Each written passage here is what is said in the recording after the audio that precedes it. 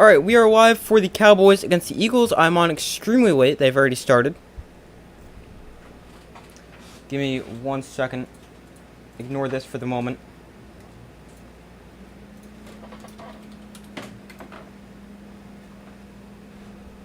There's already 5 minutes gone in the game.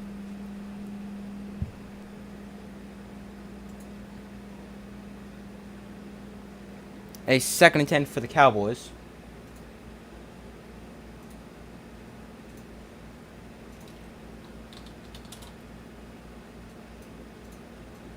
Hold on 1 second.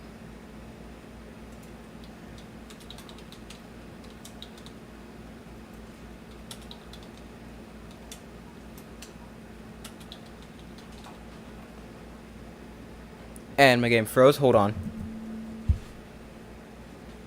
Let me just get this right and then I'll get to the game. Give me 1 second.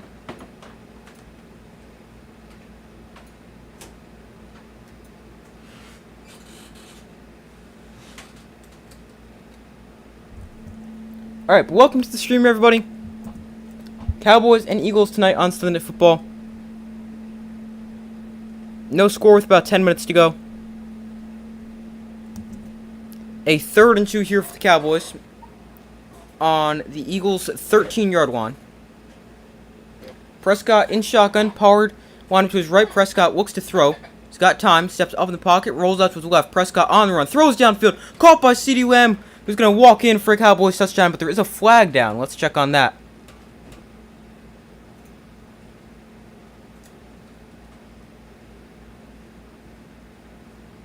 Hold on 1 second while I pull up the comments.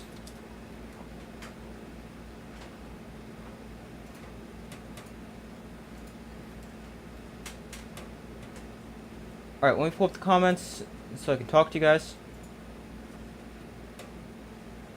Alright, it is a touchdown.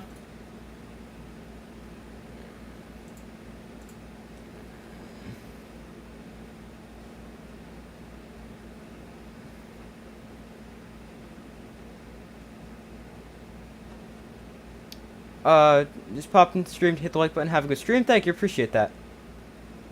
Dallas by at least 10. I agree with the Cowboys. It's going to be a close game, though. They're playing on a longer week. Playing on Thursday. They're at home, a place they haven't lost yet this year. The extra point is up and good to make a 7-0 Cowboys lead.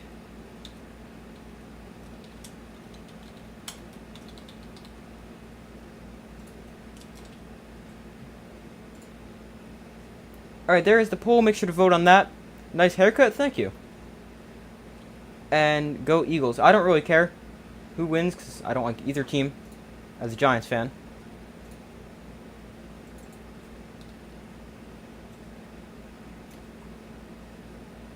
Cowboys 34-24. Okay, I could see that. Let me check my score in a second.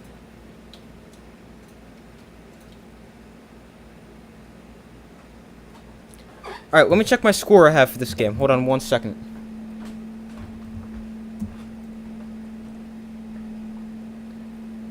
You don't like either team either. Yeah, I can see you're also a Giants fan. Let's see. I've got the Cowboys 34-28. So I definitely think it'll be a very close game.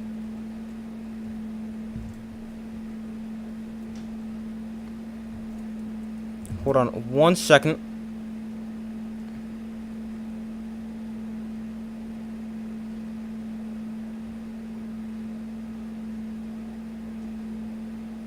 But welcome to the stream, everybody. Cowboys with this one 7-0 with exactly 10 minutes to go in the first quarter.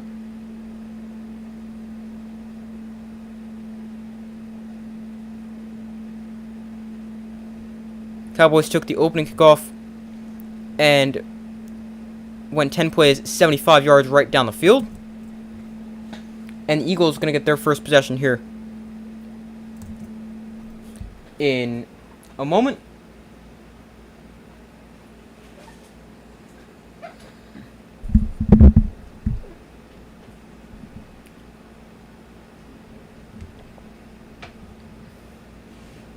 So far, results in the poll 50-50. Make sure to vote if you guys have not already done so.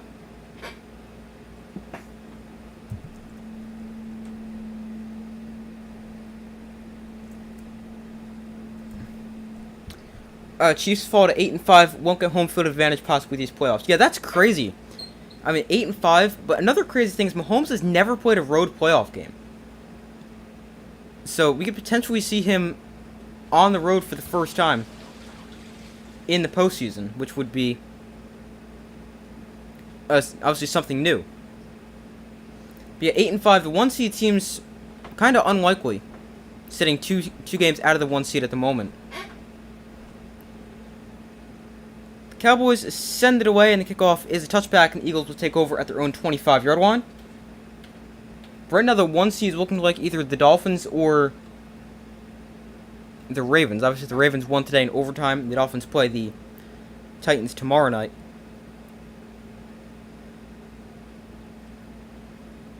But the Eagles' offense onto the field, starting at their own 25-yard line.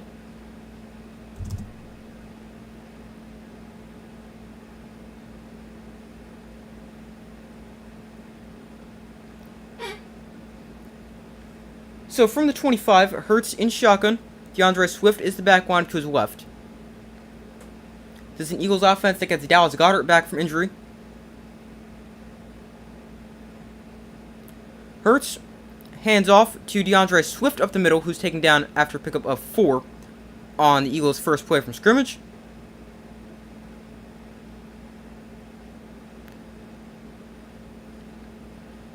Jalen Hurts having a good season.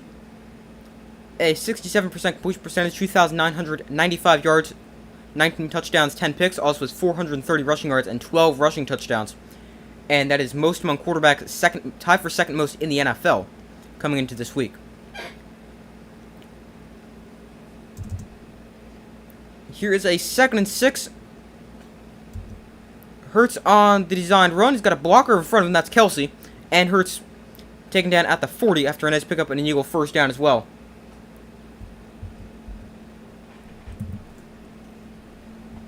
Hold on 1 second.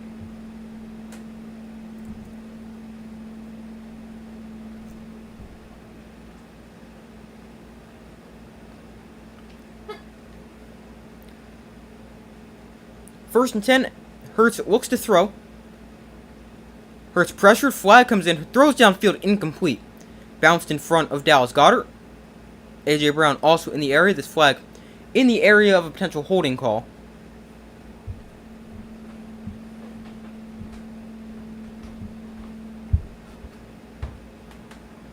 It is hands to the face on Micah Parsons.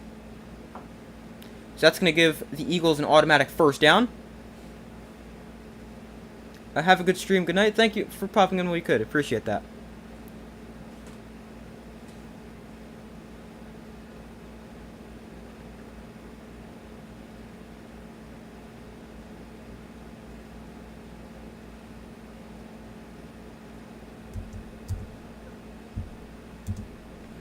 This is going to be an interesting matchup to watch with Micah Parsons against these two really good Eagles tackles, Wayne Johnson and Jordan Mailata.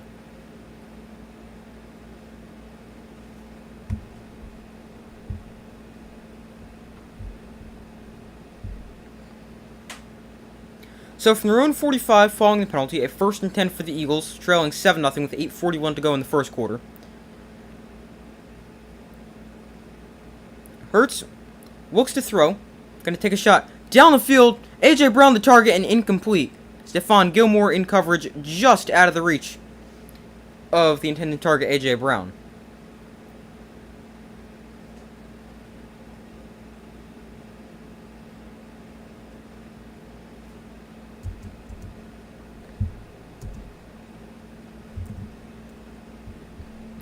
So far, results from the poll, 67% of you guys have said the Cowboys will win.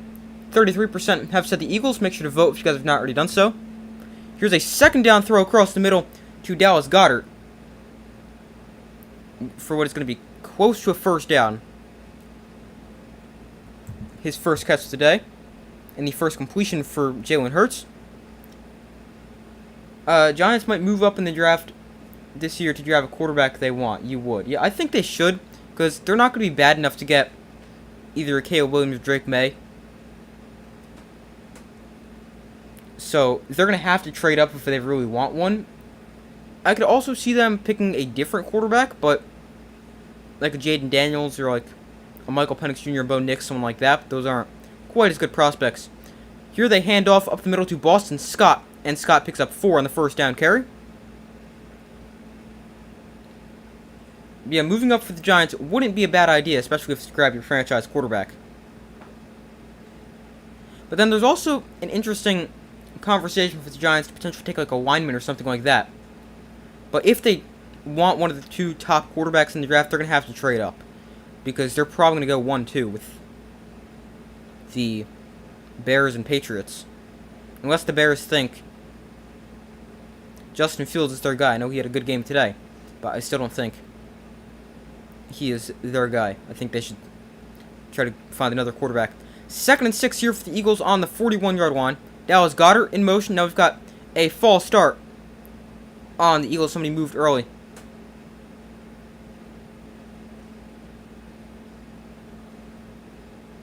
.65, that's right tackle Lane Johnson with the penalty.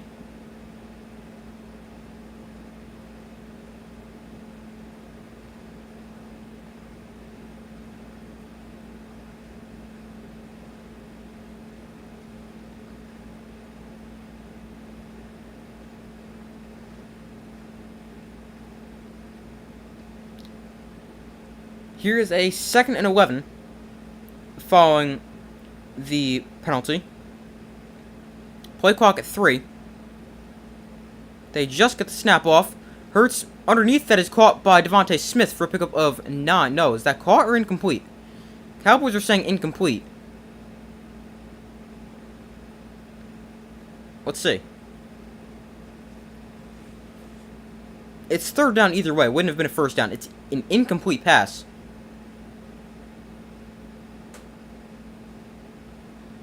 Yeah, incomplete. It was hard to tell from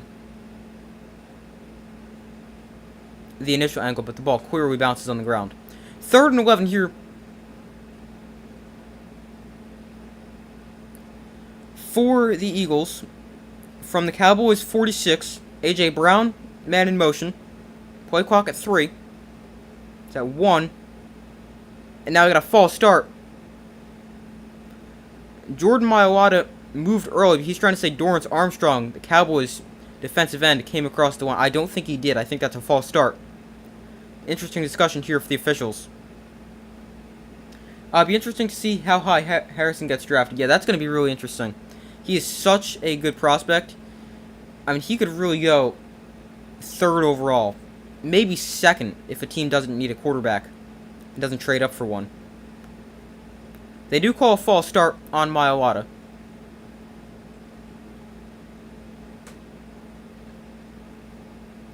Armstrong moves, but I don't think he comes across the line. Hi, partner. Hi, how are you?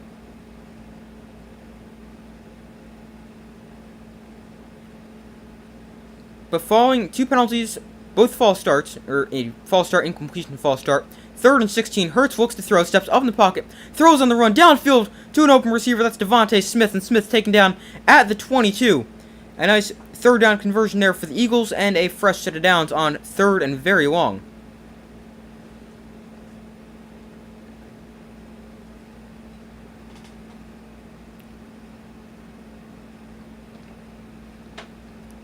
First and 10 at the 21. Hurts, quick throw to Goedert in the flat. He's got plenty of space ahead of him. Picks up 1st down inside the 10. He's taken down at the 8. There's a flag that comes in.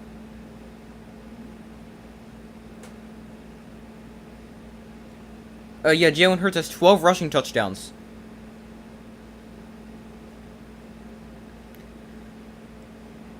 We got pass interference on the offense. That's A.J. Brown. Apparently, he was probably blocking. Let's see. I don't think this pass was caught behind the line of scrimmage, which is why it's a penalty right there. Let's see.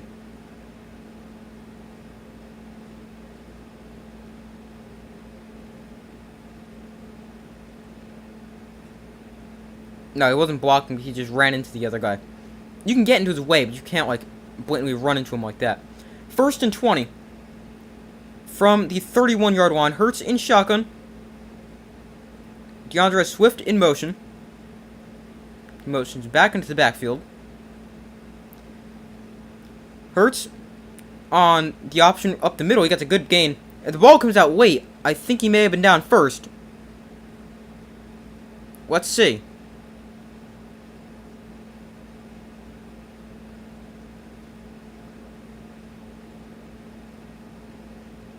Cowboy football.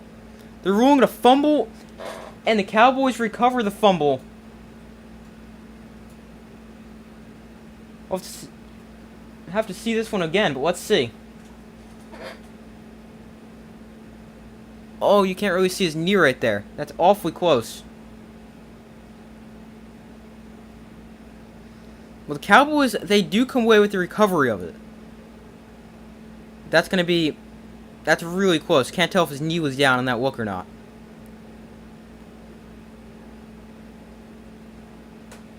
Eagles are having a rough start.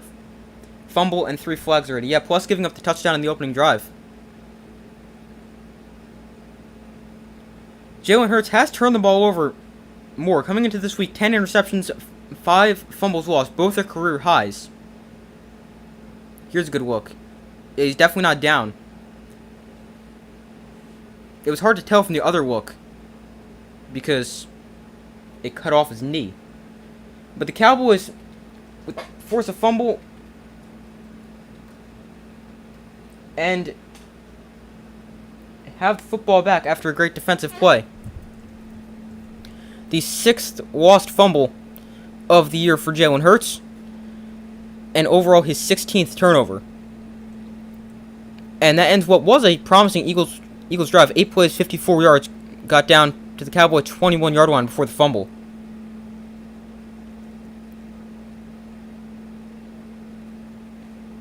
I was hoping you'd be calling the game tonight. Yeah, or not every single game, almost every Sunday and Monday Night Football game. These games I stream. So, and speaking of Monday Night Football, I know tomorrow there's a Monday Night Football doubleheader. As a Giants fan, I will be paying most attention to the Giants game, and that will be the game going like this.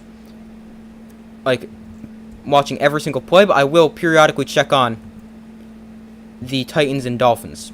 But the main focus tomorrow night will be the Giants-Packers. Lots of fumbles in the Chiefs game today. I actually did not see a ton of that game. I saw like the beginning and the end, but I didn't really see the middle. There was a game with a lot of fumbles in it. Or turnovers. Oh, that was the Browns and Jaguars. They had, 7 combined turnovers?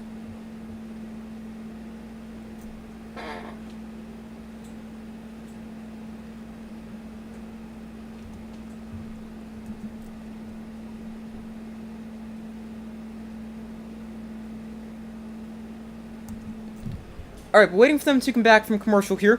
So far, results in the poll, 71% of you guys have said the Cowboys will win, 29% have said the Eagles. Make sure to vote if you have not already done so.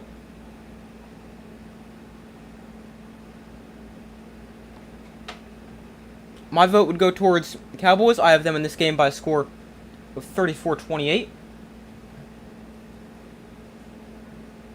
So 1st and 10 for the Cowboys at their own 21-yard line. Empty backfield for Dak Prescott. And prior to the snap, we got a flag and play blown dead. Another false start. We've seen a lot so far in the first 9 minutes and 20 seconds of this game. CeeDee Lamb is having a great season with the penalty there.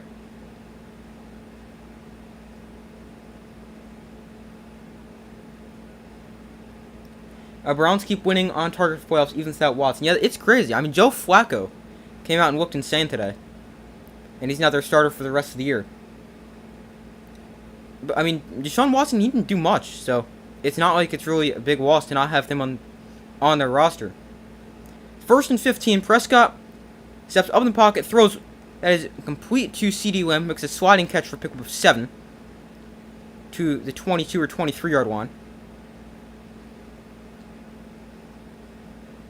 They'll bring up a 2nd and roughly 8 or 9.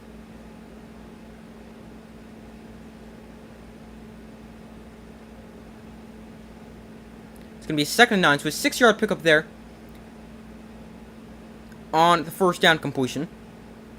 Prescott to throw on 2nd and 9. He's got time. Prescott now going to roll out to his left. Throw one deep down the field that is incomplete, looking for Brandon Cooks, broken up by Darius Slay. And that will bring up a 3rd and 9.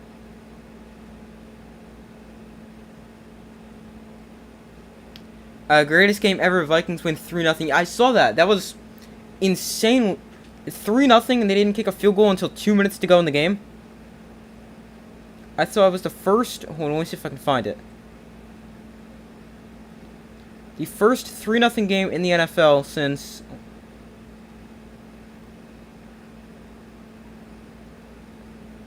since 2007 between the Dolphins and the Steelers. Was it snowing in that game? No, they were in Vegas. 3rd and 9. Prescott looks to throw.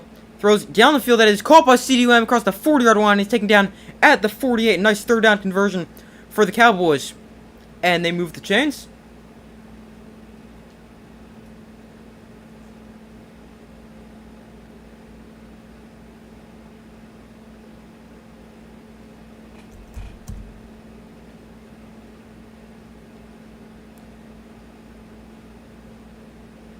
CD's so underrated. He's having a really good year.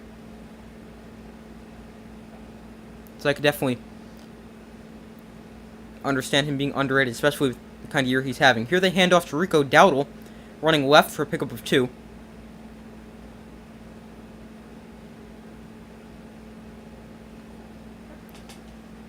Yeah, CeeDee Lamb, he's having a really, really good season. Let me check his numbers on the year. He's got 3 catches, 45 yards, and a touchdown today.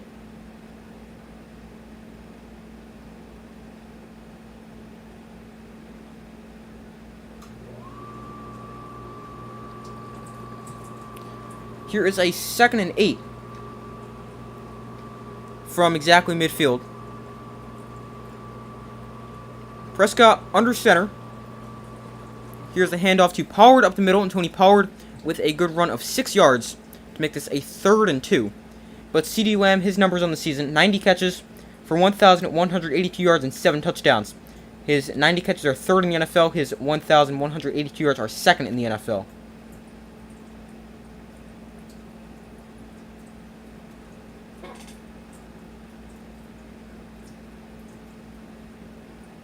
Nephew went to Vegas and his baby was almost born. False alarm. Wow.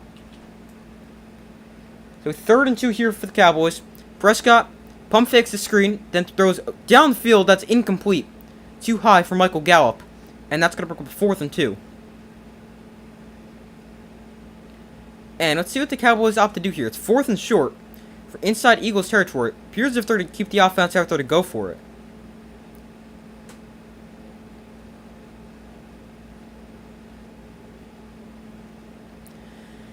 They will keep the offense out there. I like the decision from Mike McCarthy.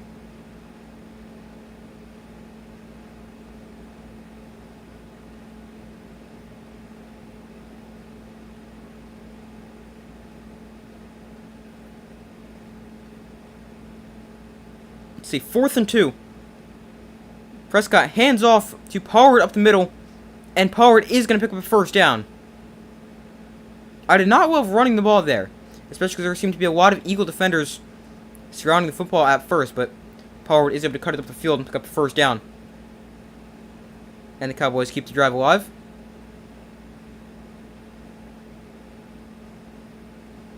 This young man doing an outstanding job. Let's hit the like button and subscribe. Let's get him to 1,000 tonight. He deserves it. Thank you. I really appreciate that. Thank you very much. 1st and 10. Here is the handoff to Pollard. Pollard reversed the field. Breaking tackles Tony Pollard inside the 25. Taken down at the 22. Nice run there, but there was a flag. Let's see. This might come back.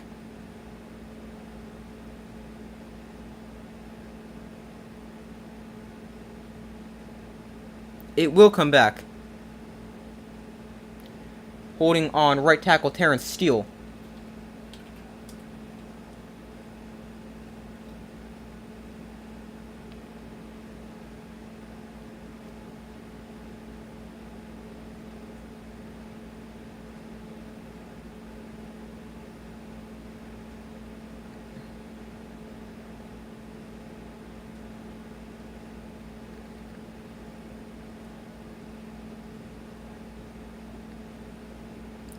Alright, 1st and 20, backed up to midfield following the penalty. Each team 3 penalties for 20 penalty yards. Prescott has his pass deflected at the line and incomplete. Fletcher Cox able to knock that one down. And that brings up a 2nd and 20. Tomorrow, you put money on who wins the MVP. I think it might be on Tyreek Hill because of good odds. Yeah, I don't really know how that stuff works with the odds and stuff like that. But he's definitely not a bad pick.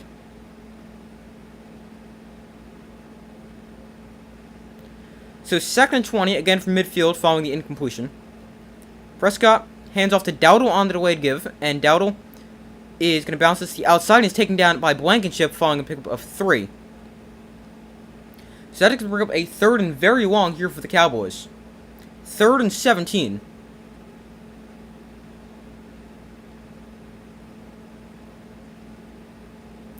Reed Blankenship having a good season for the Eagles, 81 tackles, that leads the team, also 2 picks and 10 passes defended.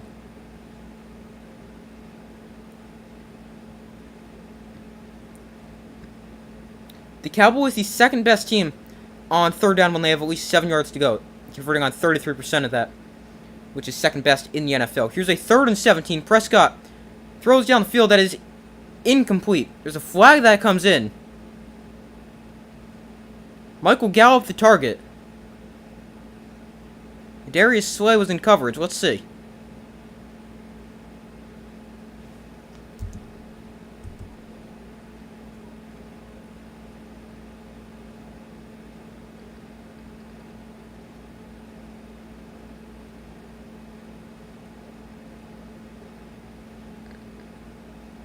They're going to call... I don't love that call. They're going to call pass interference. I mean, maybe you could call like a hold or an illegal contact. Maybe. I still don't love that call, though.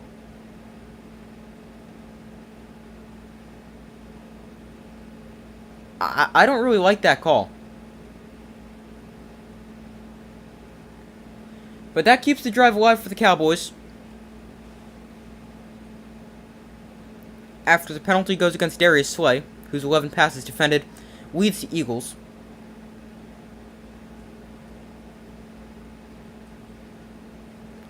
But the Cowboys, very lucky from the penalty there, puts the ball on the 32 and gives them a fresh set of downs. Lamb in motion. Prescott off play action, looks to throw. He's got time, he's going to step up. Prescott going to tug it and run. And Prescott inside the 20, he's going to slide at the 16. There's a flag down in the play. We've seen a lot of flags so far in this first quarter.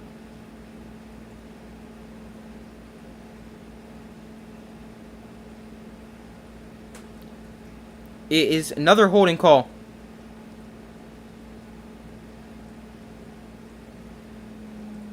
This one on the 2nd-year left guard Tyler Smith.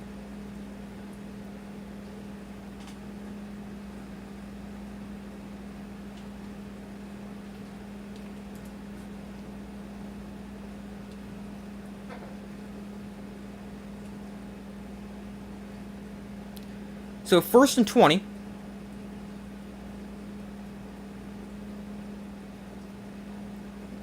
Cowboys averaging 7.5 penalties and 64 penalty yards a game, which is 2nd most in the NFL behind the Seahawks. Those teams had a lot of penalties last week. 1st and 20, Prescott throws underneath that is off the hands of his tight end Ferguson, incomplete, bit of a high throw. And that's going to bring up a 3rd and 20. No, sorry. 2nd and 20. I thought that was 2nd down. That was 1st down.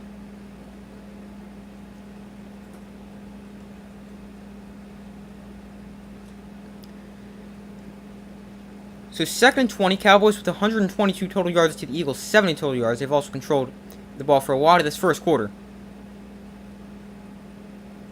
So 2nd and 20, Prescott looks to throw. Prescott with time, pump fakes. Now throws down the field, and that is broken up incomplete, looking for Brandon Cooks.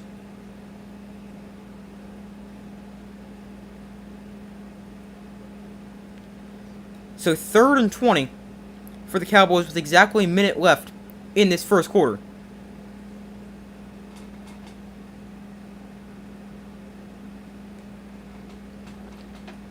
That was actually nearly picked. I don't know if he was trying to get that to Cooks. Now that I see it again, that may have been intended for CeeDee Lamb, who was Got a deeper route down the field. Cowboys 4 of 5 on third down. Here's a 3rd and 20. Prescott throws down the field that is incomplete. Looking for Cavante Turpin. Excellent coverage by Kevin Byard. And 4th and 20. The Cowboys going to be forced to punt it away.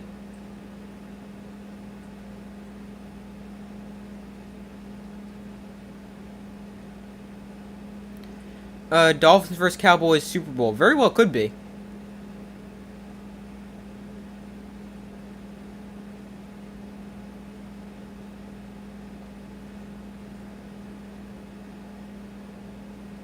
No, they're not going to punt this. They're going to attempt a 60-yard field goal.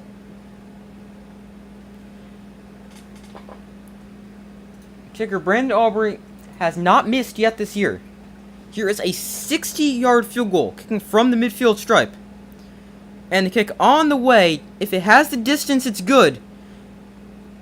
And the kick is good. 60-yard field goal is good from Brandon Aubrey, who remains perfect on the year. Man, I thought they were going to have to punt that. I didn't think they'd kick a 60-yard field goal. But the field goal is good by plenty. And the Cowboys get 3 points off the turnover. And now lead this one.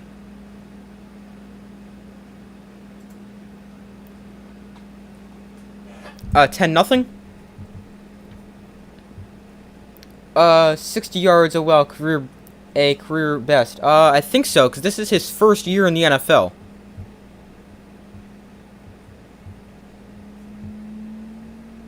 Yeah, his previous one was 58.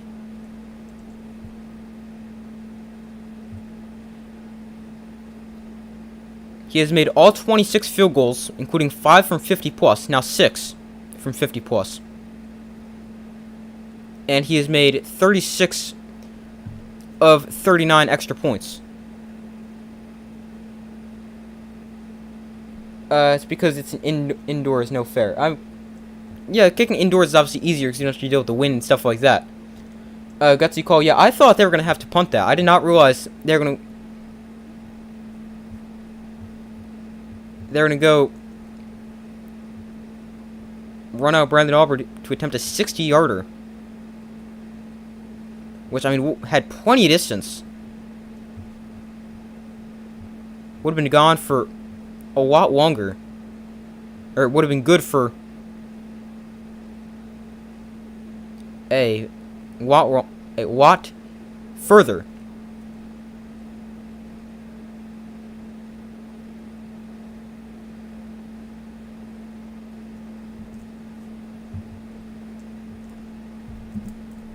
Hold on 1 second.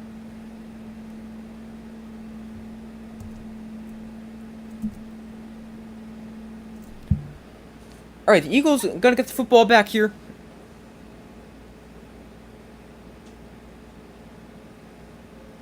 They have the best regular season record in, I think it's like the last 20 years.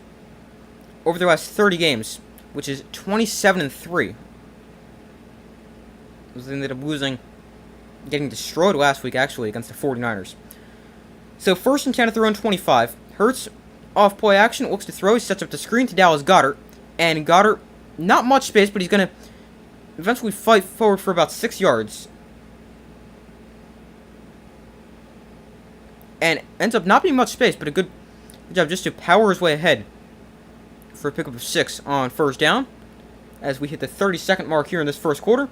Got a feeling Dallas is about to open up a big lead before halftime.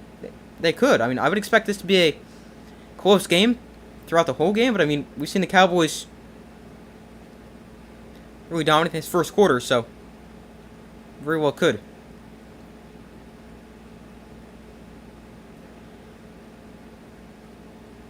Hurts hands off to DeAndre Swift. And Swift makes a cut and is taken down after only gaining 2. Gets about half of what they need. It'll bring up a 3rd down and 2 as we enter the second quarter. So, end of the first quarter, the Cowboys lead the Eagles by a score of 10-0. And the Eagles with the football with a 3rd and 2 upcoming.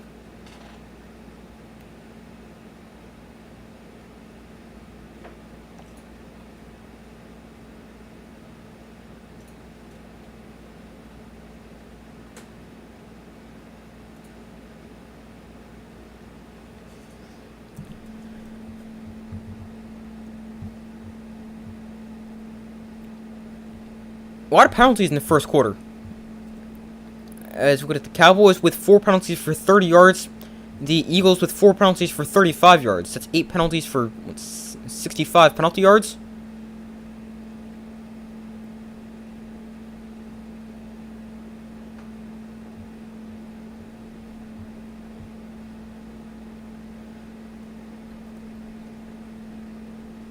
And I mean, the Eagles, they have not been that bad. But the Cowboys better in that first quarter, obviously with the 10-0 lead as well.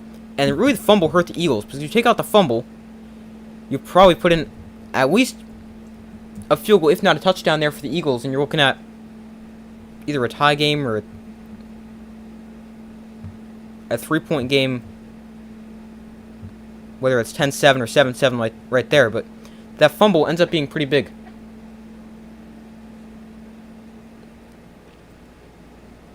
When they were at midfield and kicked a field goal, I can't remember actually seeing a 60-yarder before. I'm trying to think. I think the last time I saw a field goal that was 60 plus, or 60. Obviously, you have the Justin Tucker one 2 years ago. That was a 66-yarder. But I believe Greg Joseph, the Vikings kicker, hit a 61-yarder last year against the Giants. That game was on Christmas Eve. Yeah, it was 61 against the Giants. 10 points down isn't very much with the Eagles team. They're a very good offense. That is true. So obviously I'm not counting them out for just one quarter, but it is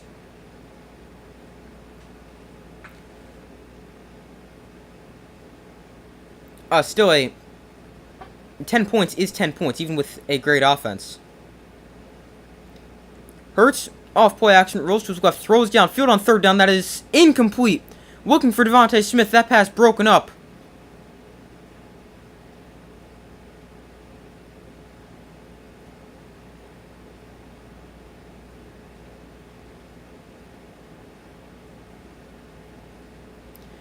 And the Eagles going to be forced to punt this away and go 3 and out.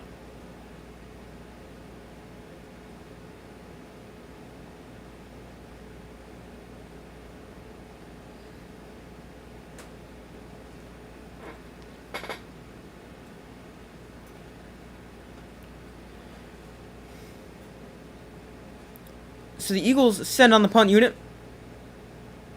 Man's punted 30 times this year for an average of 49.2 yards.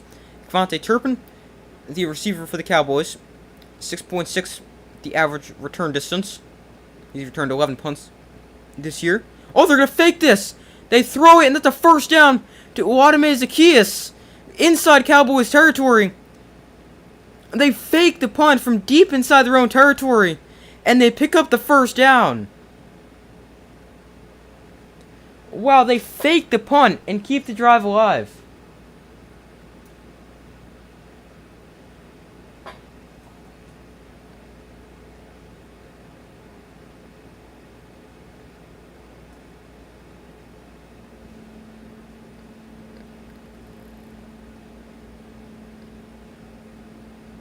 Punter makes a good throw. And obviously, Uwadame Zaccheaus is a receiver, so nice fake punt there for the Eagles. Gets him all the way inside Cowboy territory to the 39. Gain of 28 on the fake punt. And this time, Swift swallowed up in the backfield for a loss of 4 on the play. To by 2nd and 14. Great call. Another gutsy one. Yeah, some big decisions so far.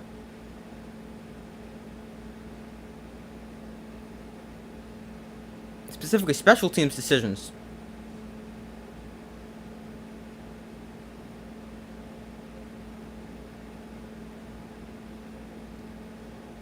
So here is a 2nd and 14 from the 43-yard line.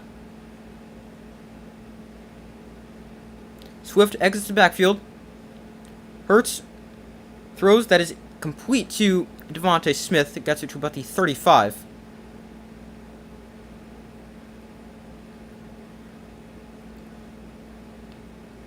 That'll bring up a 3rd down. And let's see, how long? It's 3rd and 5, so a 9-yard pickup there for the Eagles.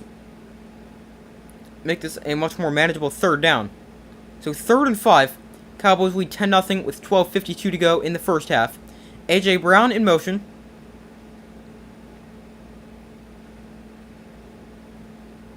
Hurts looks to throw. Steps up in the pocket. Takes a shot down the sideline. That is incomplete. Almost caught by A.J. Brown. And that brings up a 4th and 5. And the Eagles will be forced to settle for a field goal. That's one A.J. Brown has to catch. That one goes through his hands. Usually catches this. That may have been deflected by the defensive back right there, which is why that could have caused him to drop that, but that's still one he's got to catch. Hit him right in the hands. Here is Jake Elliott for a 52-yard field goal. And Elliott's kick is good.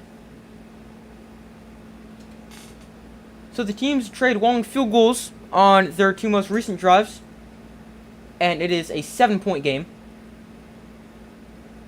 Some good special teams plays so far. Obviously the 60-yard field goal for the Cowboys, then a successful long field goal here for the Eagles, as well as the fake punt, which was 42 yards on the catch and run from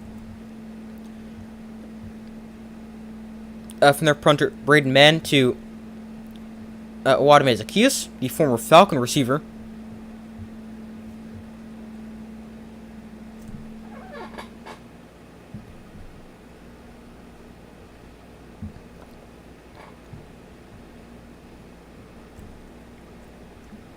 That was the 3rd pass attempted in the career for Braden Mann, who is in his 3rd NFL season. Was on the Jets last year and the year before, and last year he attempted 2 passes, was 1 for 2, completed 1 for 17 yards.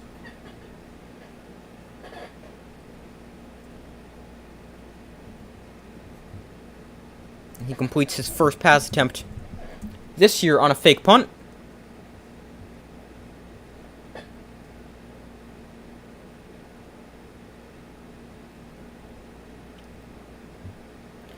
So waiting for them to come back from commercial break here.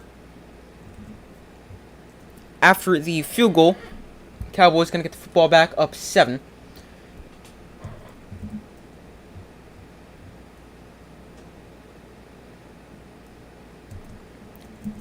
And while we're at commercial, if you guys can make sure to hit that like button and subscribe if you guys have not already done so, I would greatly appreciate that.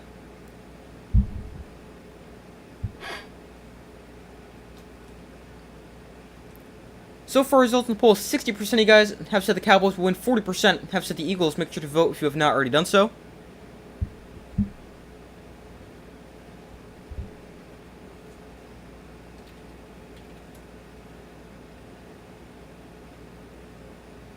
Hold on 1 second.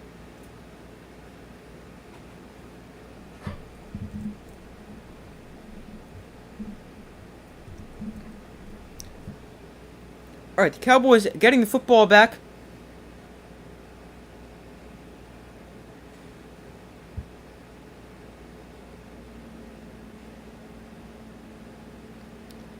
How's everybody doing? I'm doing good. How about you?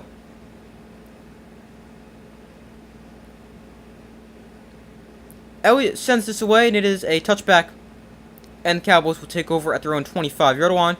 Up by 7 with 12:34 to go here in this first half. Go Cowboys. We've gotten off to a good start so far. Let's see if they will continue that.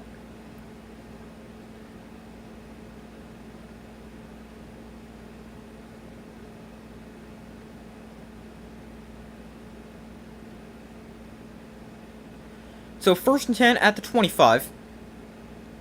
They hand off to Dowdle up the middle. And Dowdle, not much space. He's going to get maybe 2 on the first down. The first down run up the middle.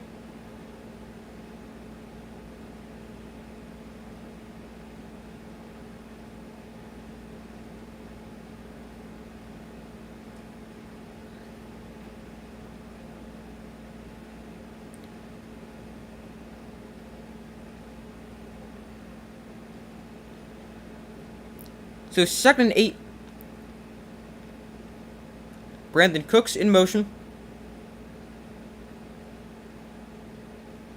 Prescott in shotgun. Off play action. Prescott throws down the field. That is caught by a wide open Jake Ferguson inside Eagles territory, and he's taken down at the 45. A nice catch and run for Jake Ferguson. Gets the ball inside Eagles territory. He was wide open.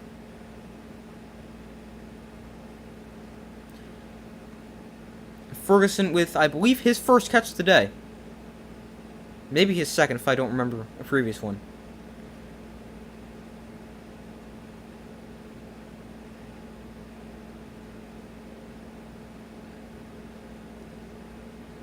But a nice throw and catch there from Dak Prescott, who is an MVP candidate at this point in the year, maybe the favorite. And I find this tight end there, Reed Blankenship, the guy who made the tackle on Ferguson. He's down on the play. Hopefully he's okay as he walks off the field.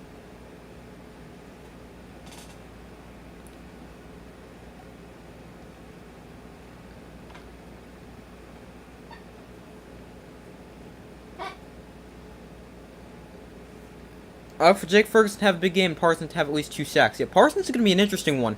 He's working against 2 really good Eagles tackles. But Ferguson I could definitely see having a big game. Here's the handoff to Dowdle up the middle. And again, not a ton of space to run, but he is able to get pushed forward for 4. Getting to the 41.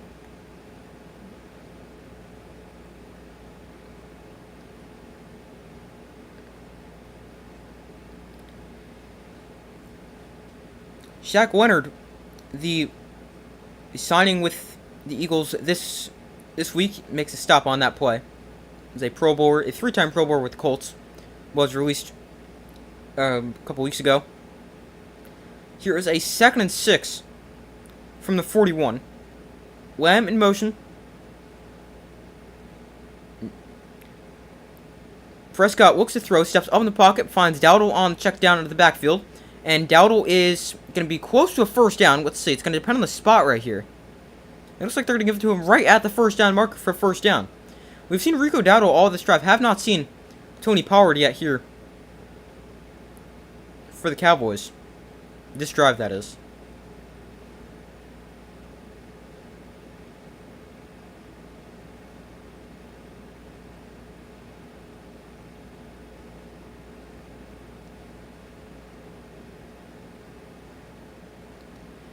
So 1st and 10, they hand off to Dowdle up the middle once again. Dowdle making cuts with a good run there of 9 yards down to the 26.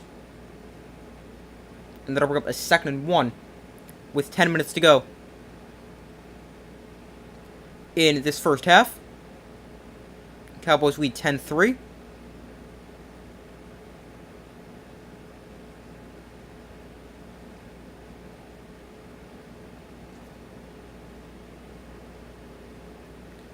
So 2nd and 1. Here's a little touch pass forward to CeeDee Lamb. He's got some blockers ahead of him. Lamb gets the corner and is out of bounds at the 15. Forced out by Darius Slay. But a nice technically catch and run there because it was a touch pass. Jet sweep, whatever you want to call it there. For CeeDee Lamb.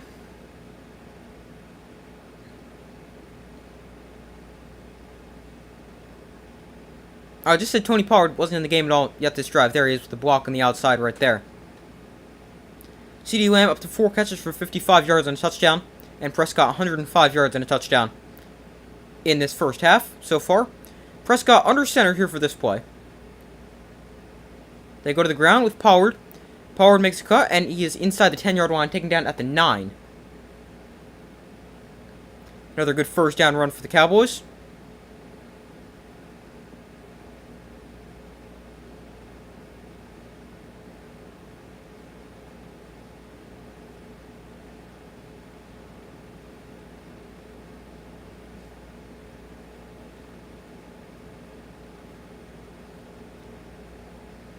So 2nd and 3. Just inside the 10-yard line. First down inside the 6. Prescott in shotgun. They keep it on the ground with Pollard. Doesn't really have much blocking, but he's eventually going to gain about another yard short of the first down. Good job from Pollard there being patient, waiting for his blocks to develop, because there wasn't much. Slow developing run play there. You had to wait for the pulling offensive lineman to get out in front. So 3rd and 1 for the Cowboys. Prescott under center.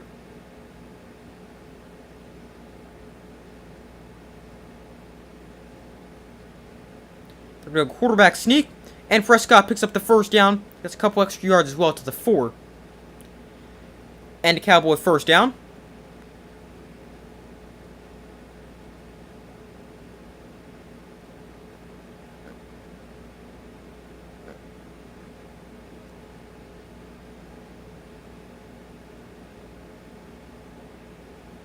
All-pro right guard Zach Martin does a nice job leading the way there. On the sneak. 9 plays, 71-yard drive so far for the Cowboys. Taking 5.5 minutes off the clock. Prescott hands off to Pollard up the middle. And Pollard powering his way towards the goal line. Looks like he's going to be marked down inside the 1.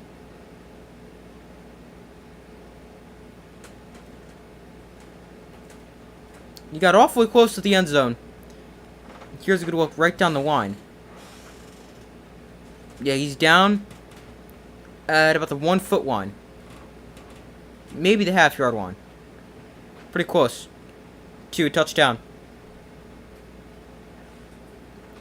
But here is a 2nd and goal from like the half-yard line. Prescott under center. They put Dowdle in at the running back position. Prescott off play action. Throws to Ferguson in the end zone. That's knocked away. Incomplete. Nice defensive play. Saves a touchdown there on 2nd down.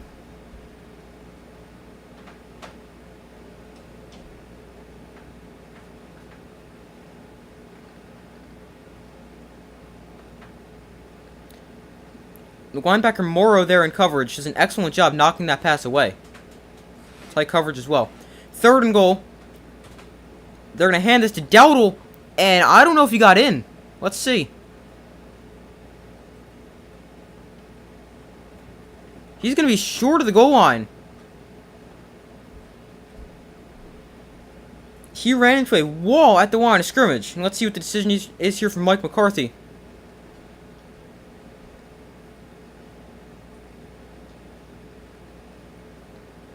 That's really close, but I don't think he got in.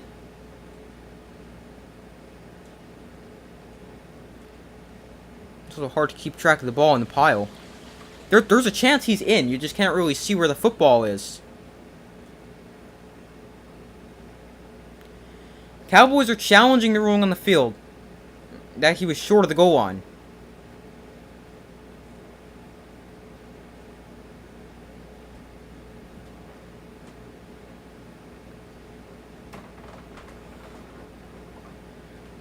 This is very, very close. There is a chance he got in. I think by that look, he's in, but I think the overhead camera is about a couple yards behind, so it makes it look like he's in sometimes when he's not. You have to look at it right down the line, so it's kind of hard to tell right there. But this is a really close one.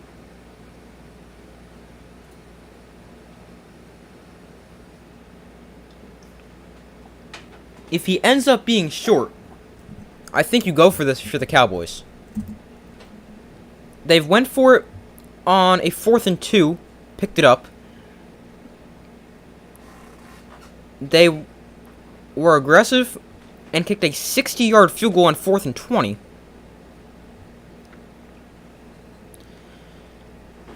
So now,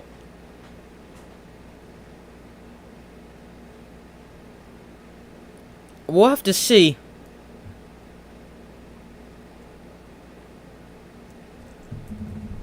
What this is ruled, but I think he's in. It's really close. What do you guys think? If you guys have seen it. Do you think he's in? Or is he short? It's awfully close. I really have no idea. By the one look, it looks like he's in. But it's really close.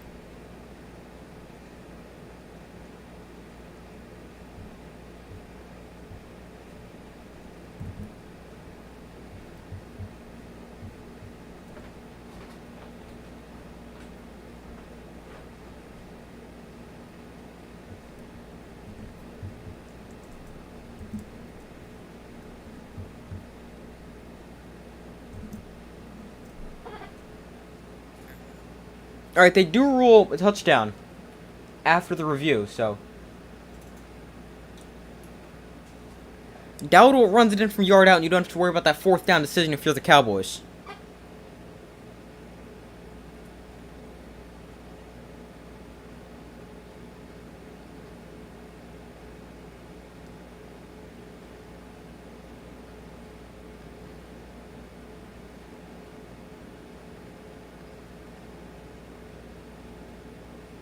Alright, that was weird. They actually put the score on the scoreboard before the ref just announced it.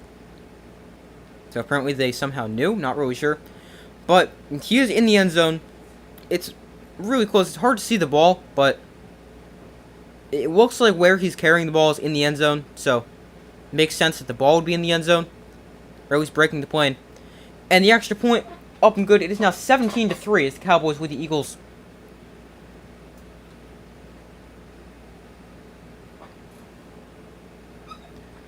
Another good drive there for the Cowboys.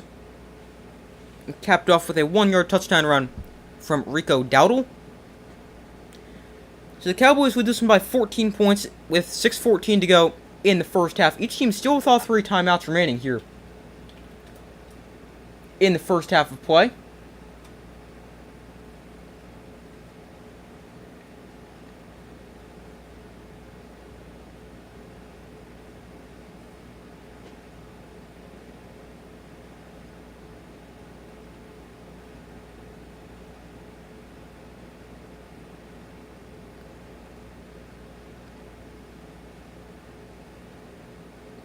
Let's go Cowboys. You're up big so far. Or not big, but I would say a 14-point lead is pretty good, especially against one of the best teams in the NFL, like the Eagles.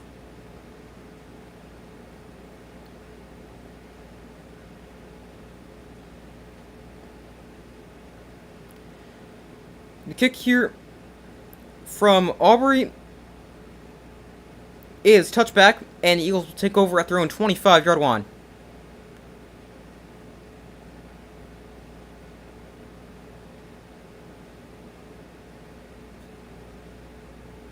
Yeah, obviously it is still very early. But Cowboys with a good 14-point lead so far.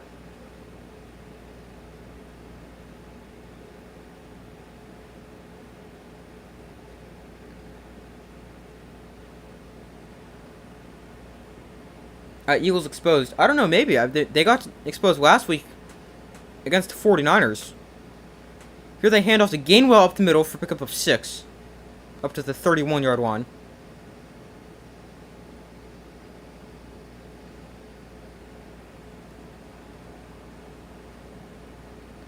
But, I mean, in this game, I think the Eagles will come back and make this a close game. I think we should be looking at a 1-score game by halftime. Hurts off play action. Pressure throws to the outside. That's caught by A.J. Brown. Brown across the 40-yard line, out of bounds at the 45. Forced out by Stephon Gilmore.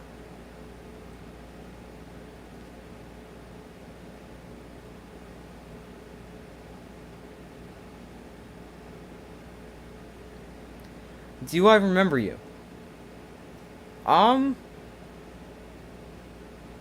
Maybe? Let me think. Hold on. 1st and 10 from the 46-yard line.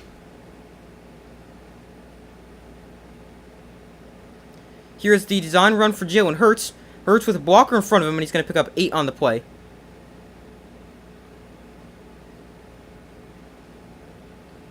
I don't recognize the name, so... Oh, okay. Yes, I do remember you then.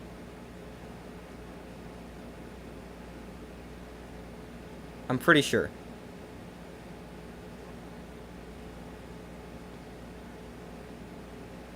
Alright, they have to move the ball back like 3 inches. They stop play right there. Glad to see the San Francisco and Seattle game was close-ish. Close-ish. Yeah, that was kind of close. More competitive than their first meeting on Thanksgiving. Here's a handoff to Gainwell up the middle for a first down. He gains 5 and moves to 6 for the Eagles with 4:15 to go here in this first half.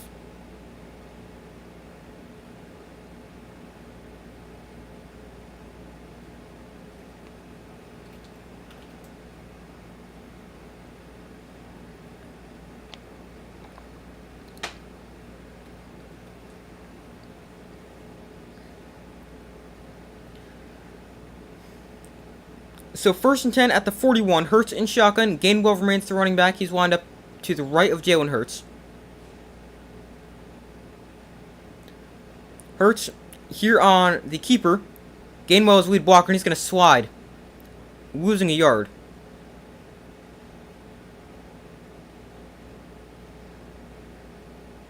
Not wanting to take a hit, Hurts ends up losing a yard on the slide. He's actually been banged up as of late. Left last week's game, entered the concussion protocol, although obviously returned to the game. But he's also had a knee issue, a bone bruise in his knee, since the game against the Dolphins, which it's now been quite some time since that. But here is a 2nd and 11. Hurts looks to throw against the blitz. He's going to waft one down the field for A.J. Brown. Back shoulder, a nice throw and catch. To the 18, nice throw and catch there from Hurts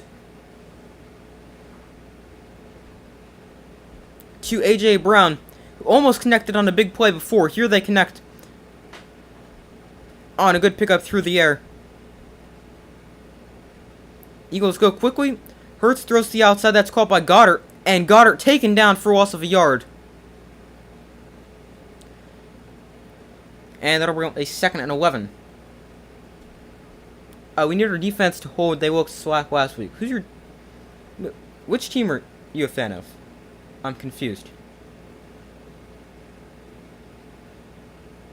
Are you a Seahawks fan? I'm kind of confused, sorry.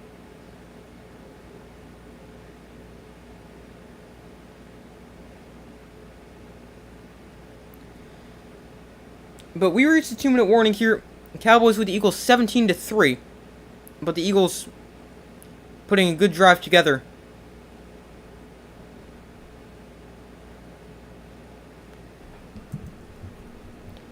As their current drive, 7 plays, 56 yards. That has taken 4:14 off the clock.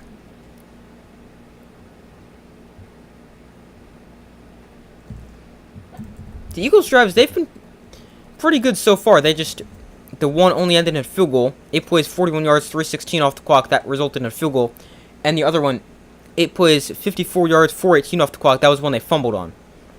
Obviously, we'll have to wait and see how the end of this drive, what occurs at the end of this drive. But a good looking drive so far for the Eagles, who trail this one by 14. 17-3 with 2 minutes to go in the first half. Each team still with all 3 timeouts remaining in the first half. Obviously, the Cowboys did use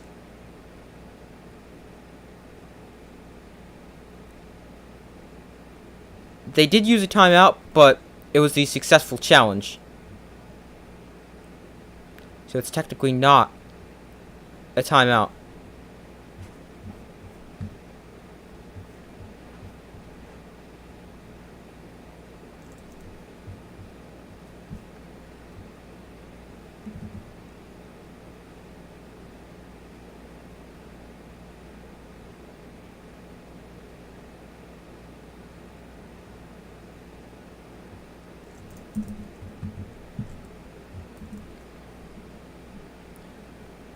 So far, results in the poll: 60% of you guys who said the Cowboys will win, 40% have said the Eagles. Make sure to vote if you have not already done so.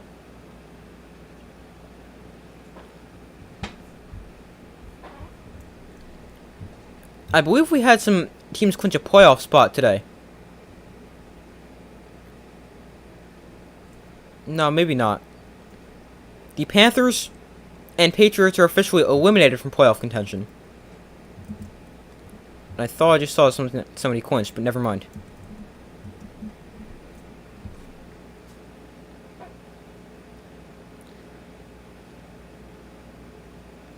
But waiting for them to come back from commercial break here at the 2-minute warning.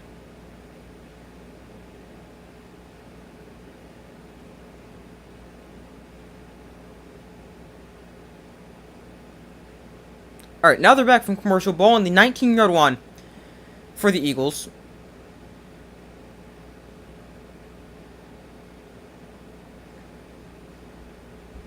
Hurts looks to throw. He's pressured, and Hurts is going to get taken down for a sack.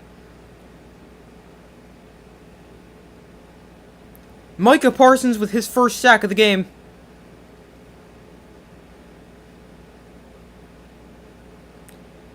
Takes down Jalen Hurts. He just pushes right tackle Lane Johnson back into the lap of Jalen Hurts.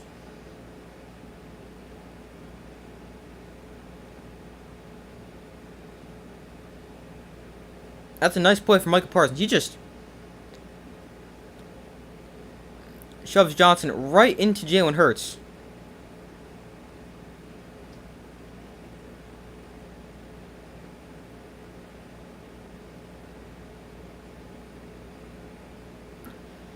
So that backs the Eagles up to a 3rd and 18, following a really nice play from Micah Parsons.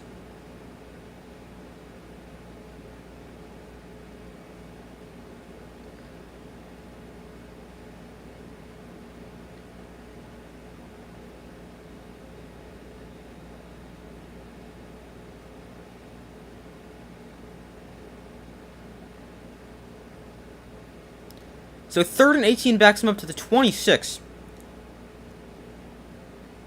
Gainwell exits the backfield. Cowboys bring a blitz. Hurts gets it out quickly. That is incomplete. Looks like it may have been tipped at the line.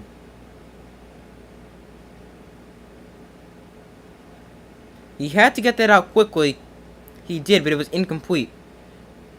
And now here is a 4th and 18. Eagles going to be forced to settle for another field goal.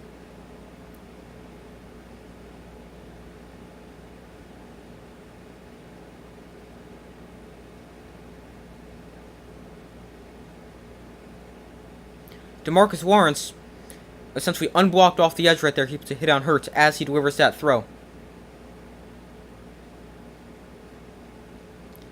So here is a 44-yard field goal for Jake Elliott.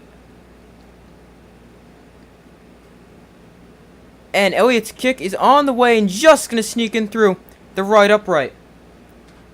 That was close, but it is... But the field goal is good. And the Cowboys now lead this one 17-6.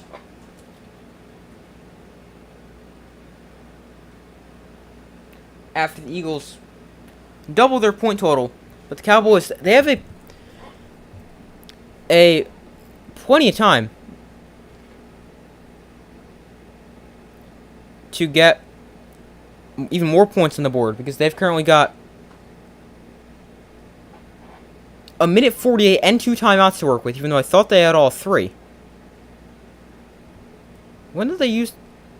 Oh, maybe after the sack?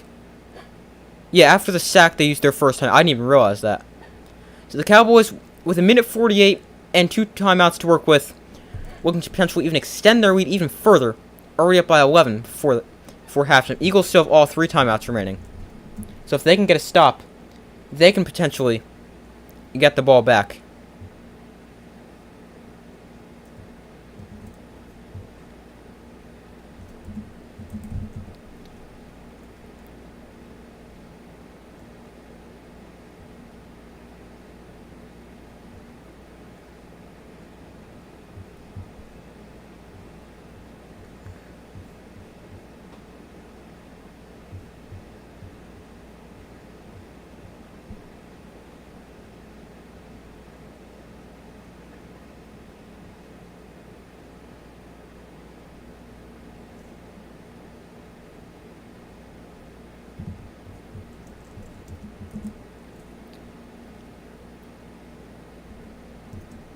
Alright, so waiting for them to come back from commercial here. The Cowboys get the football back after allowing another Eagle field goal.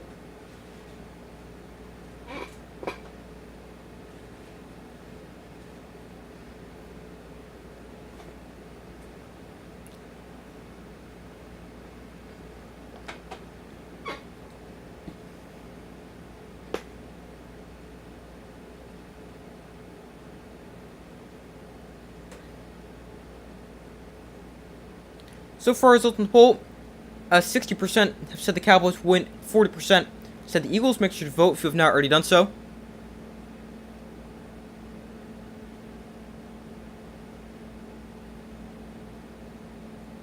The Cowboys, they've won 14 straight games at home. That is the second longest streak in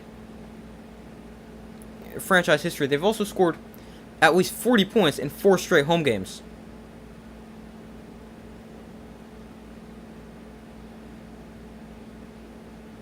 They've also won each of the last 5 home games against the Eagles, something I did not know.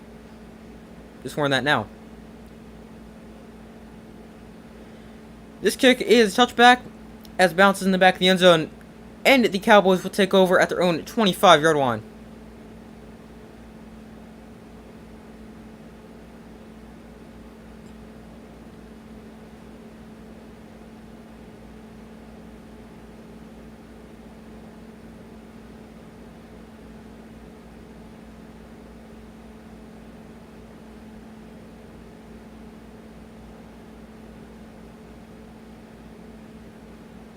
So 1st and 10 from the 25. Prescott throws to the outside.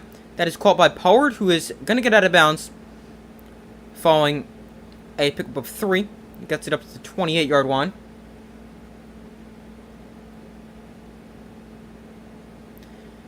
The playoff picture gets kind of wild in the NFC because you've got a bunch of teams in the hunt at 6 and 7. Rams, Seahawks, Falcons, and Saints. Plus, you got the Cowboys. If they win tonight, they're tied with the Eagles for the top seed and also the NFC East lead. Here's a throw to the outside that's caught by Gallup.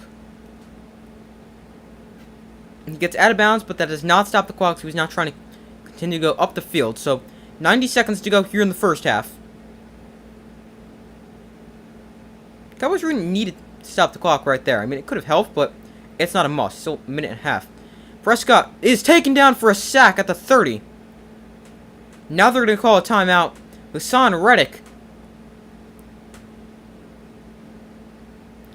takes Prescott down for loss of, I believe, 6 on the play.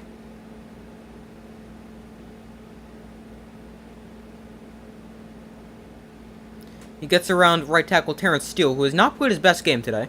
Multiple false starts, holding penalties, stuff like that. Now allows a sack. Loss of 6 back up to 30. Prescott steps up in the pocket, throws downfield. That is caught by CeeDee Lamb. And Lamb is going to get out of bounds and stop the clock.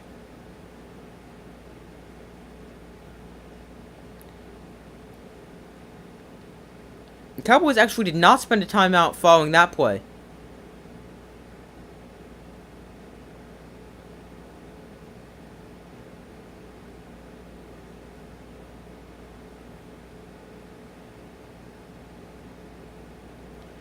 So 3rd and 6. 51 seconds to go. Ball on the 40.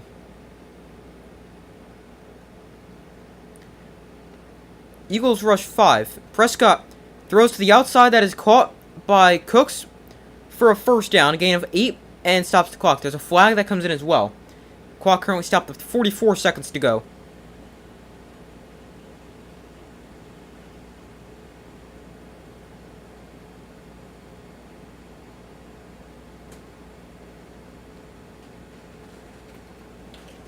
So we'll have to see what this flag is.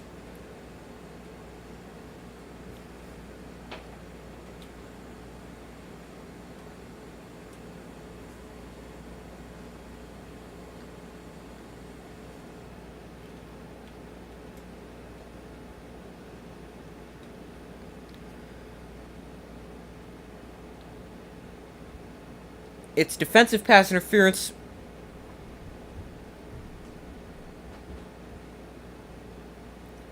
And now we've also got a face mask on the defense.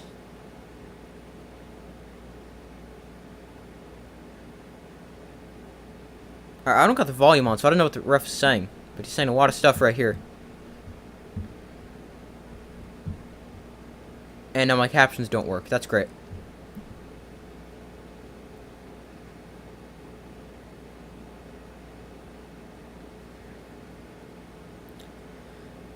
But after all that, the Cowboys with the football inside Eagles territory with 44 seconds to go, and the clock stopped there.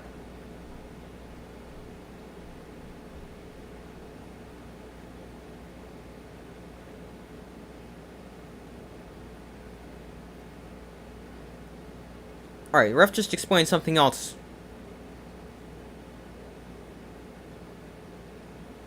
Again, still not completely sure because I don't know what he's saying. Because I don't have the volume or captions on, because my captions don't work. And I don't want the microphone to pick up the volume. But ball on the Eagles at 35-yard line. Prescott in shotgun. Prescott looks to throw. He's got time. Steps up in the pocket. Prescott is going to run. He's taken down after pickup of 4. And with 36 seconds to go, the Cowboys spend their second timeout. That'll leave them with 1 remaining. The Eagles still with all 3 timeouts remaining.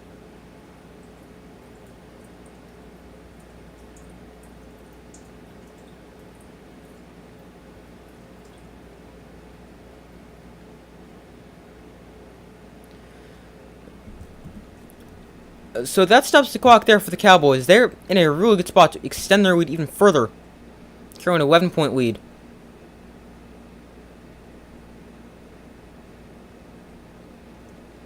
There's 37 seconds left, so they put a second back on the clock.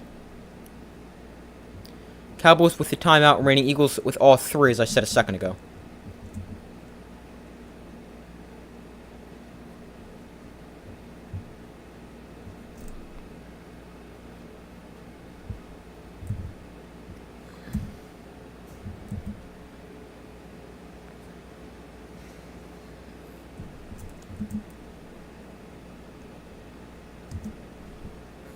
But waiting for them to come back from commercial following the timeout.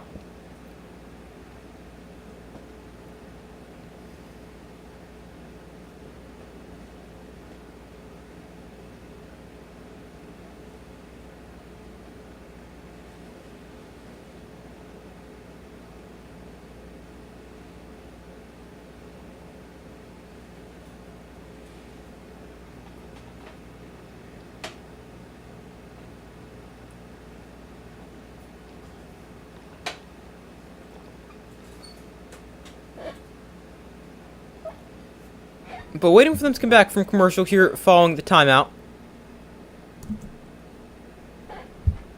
So, we'll wait a second.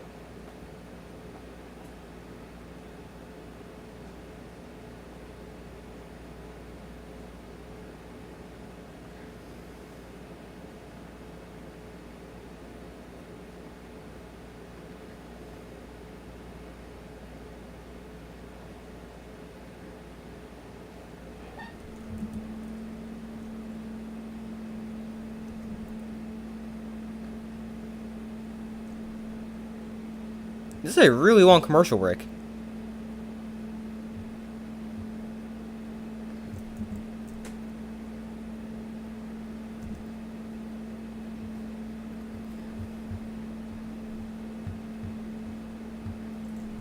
I've got an injury update on Eagles safety Reed Blankenship. He is being evaluated for a concussion.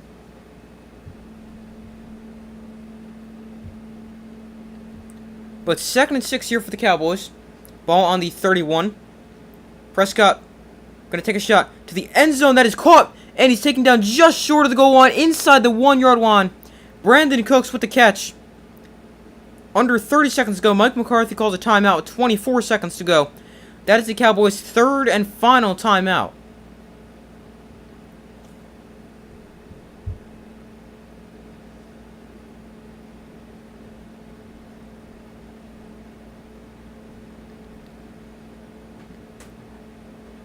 Nice throw from Dak Prescott. Right on the money to Brandon Cooks, but you're right on the numbers. About 20 to 30 yards downfield. And yeah, Cooks taken down just short of the goal line. So 1st and goal with 27 seconds to go.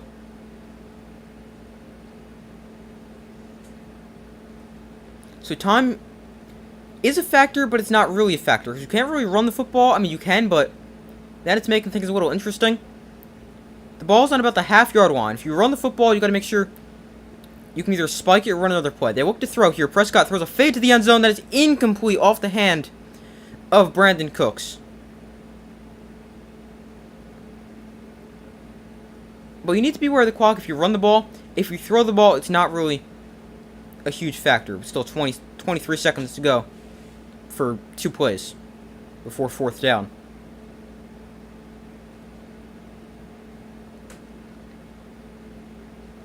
So 2nd and goal following the incompletion.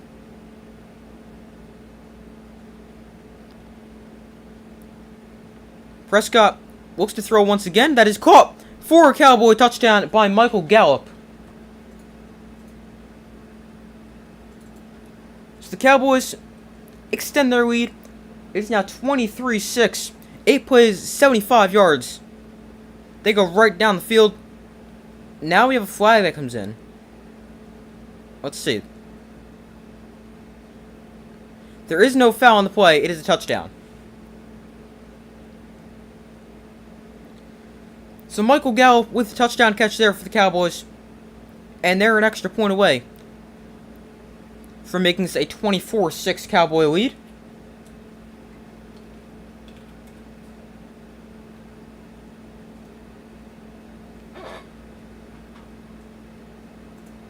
I told you Cowboys would open up a big lead before halftime. I was just about to go back to that comment. You really did. How did you know this was coming? The extra point up and good is now 24-6. Cowboys lead this one by 18 with 20 seconds to go in the 2nd quarter. I mean, the Eagles, they don't really have time to do anything before the half, which is 20 seconds. But, I mean, they kind of really need to.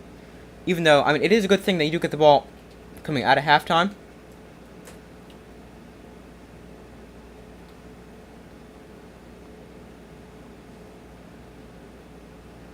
But a nice drive there for the Cowboys. They now lead this one big.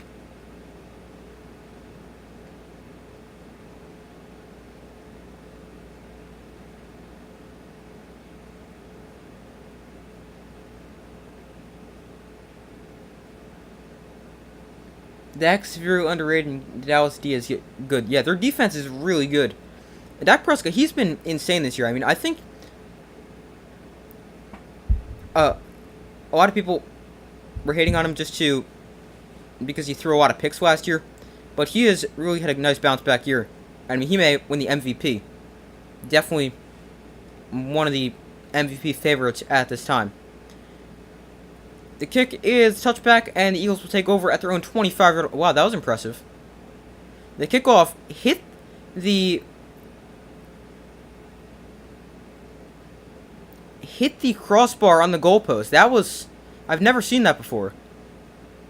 If you can hit the crossbar, you should get like an extra point for doing that. That's pretty impressive. Dak has stepped it up this year. He really has. I mean, he's cut down on the picks as well. I mean, what does he have? 4, I think I saw. He's really made sure he hasn't turned the ball over. He's done a really nice job. And it's not like he's just being a good quarterback. He's being one of the best players in the NFL as an MVP candidate. They're going to start off with the draw to DeAndre Swift. And Swift's going to bounce this to the outside. No, he's taken down inbounds, and that may bring us to halftime. Deron Bland with a nice tackle. Trips up Swift. Still in the field of play. No, that's not going to bring us to halftime. As the Eagles call a timeout, they're first with 13 seconds to go. I'm not really sure what you established right there with a 5-yard run that took 6 seconds off the clock and then called a timeout, but the Eagles do decide to spend the timeout right there.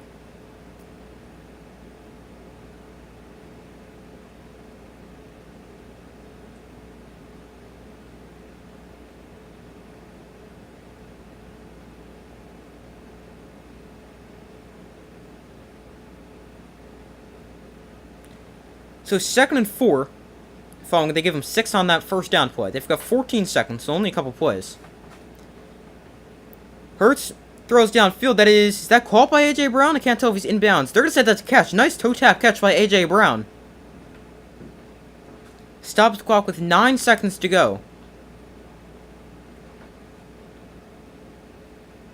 He drags his left foot. Depends if his right... Oh, no, he's out of bounds. His right foot comes down out of bounds. That should come back.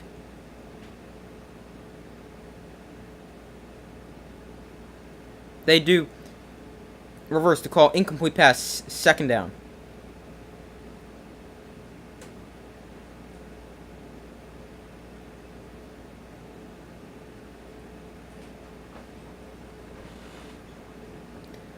So 3rd and 4. They do put a second back on the clock, though. So 10 seconds for this 3rd and 4. I mean, they're probably just going to run the ball. What are you going to do in 10 seconds? They come out in the shotgun.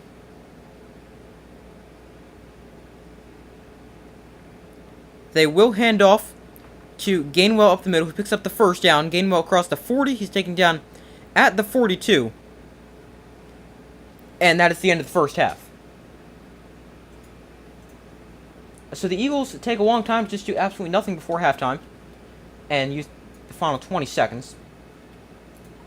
But the Cowboys do this one 24-6 at halftime. A dominant first half from the Cowboys. Grid on both sides of the ball, offense and defense.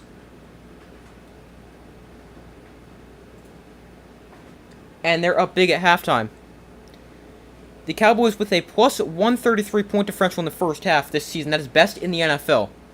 But I'm going to go take a quick break as I do at halftime of every game I stream.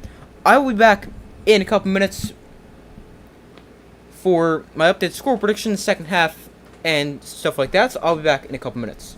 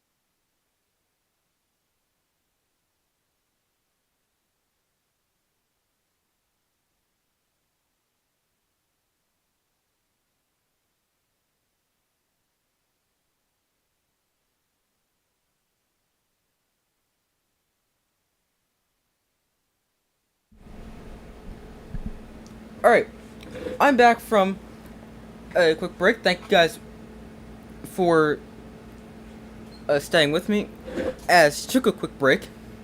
But the Cowboys with this in 24-6 at halftime. Cowboys really controlling this first half.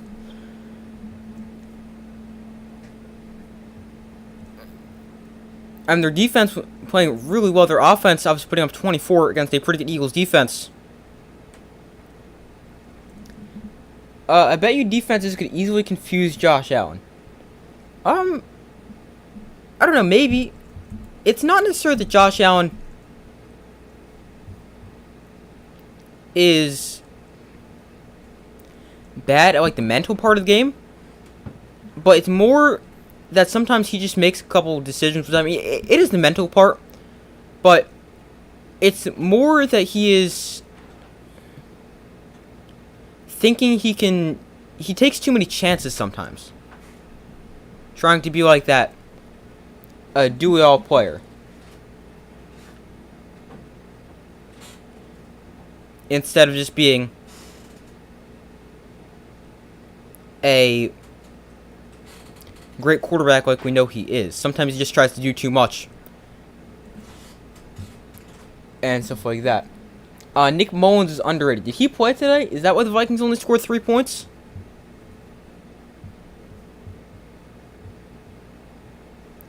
I thought I heard they were sticking with Josh Dobbs.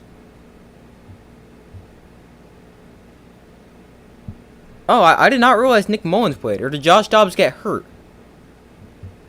Or benched? I don't know. You watched all of it. Dobbs got benched. Okay, now I see that. But how was that? Was that an exciting 3-0 game or a boring 3-0 game? He was benched late in the fourth. Okay.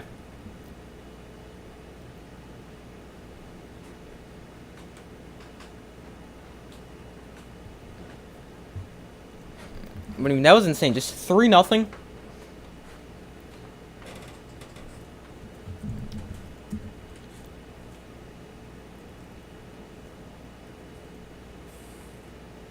Jake Browning is progressing. Yeah, he's been better than expected for the Bengals. I mean, he played a really good game last week against the Jaguars. And then today he played a good game, 275 yards, 2 touchdowns, and a pick. I didn't really see much. I don't think I saw any of that game. But he has been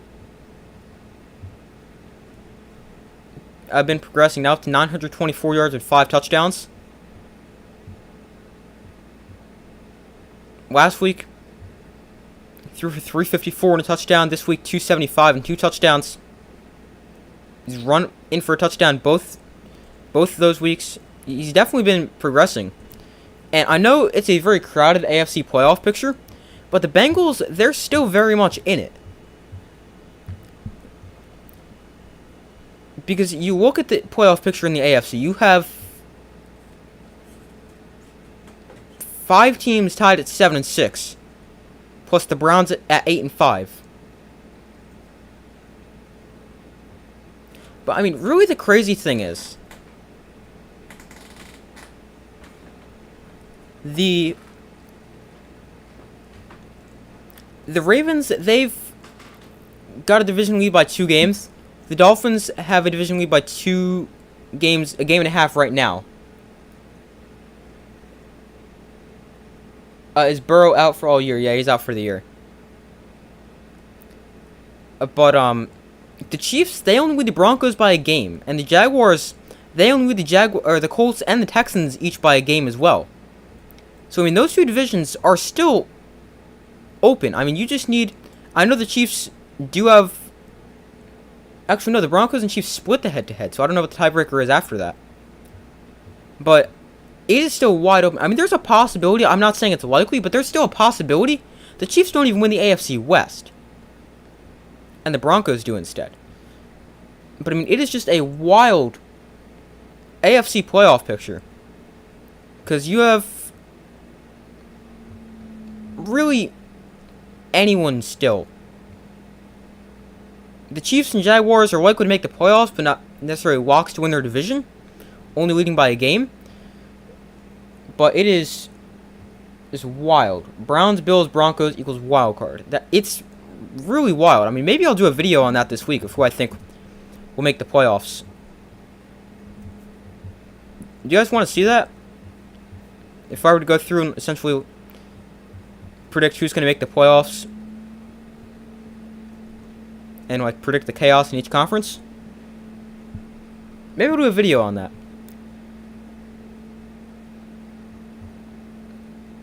Saturday football. Yeah, the NFL starts playing on Saturdays.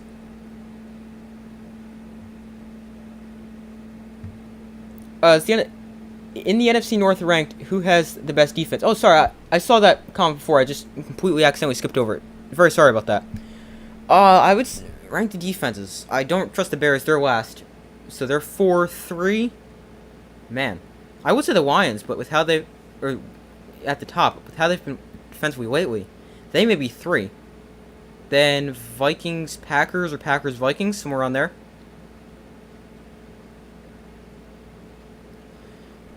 Yeah, do a video. Okay, I'll probably do that Tuesday. Okay.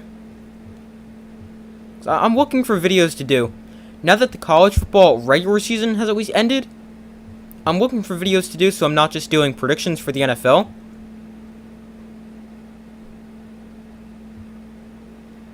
So that's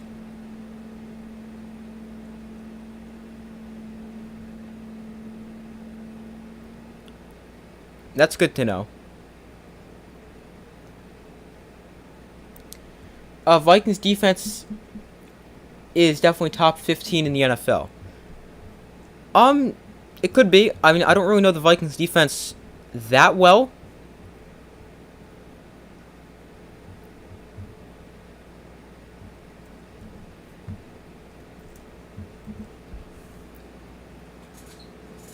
But the second half is set to begin in a second.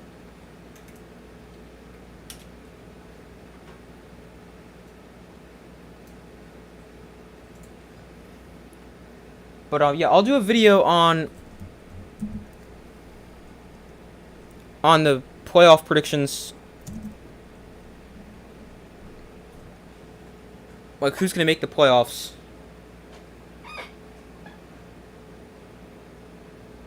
I'll do a video on that this week. Prove you wrong. Niners over Eagles. I agree with that. 49ers over Eagles.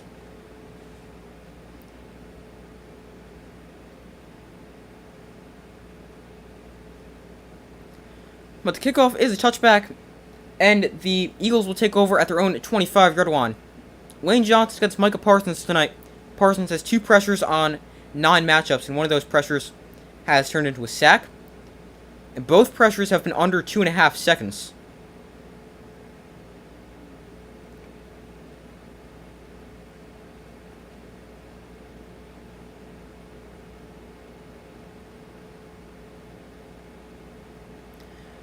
But here is a 1st and 10. We got somebody who came across early. That was Parsons.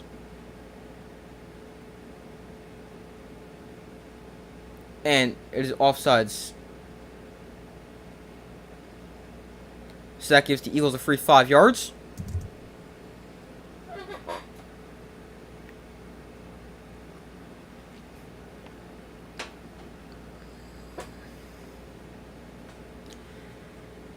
Oh, I just realized I never went over a score prediction for the rest of this game. Originally I said Cowboys 34-28. Here's the handoff to Swift up the middle for a good pickup of 7 and a 1st down. But as far as an updated score prediction goes, originally I said Cowboys 34-28. Let's go Cowboys. Let's go 38 something. Hold on. Here's the give to DeAndre Swift. And Swift picks up another good pickup of 6.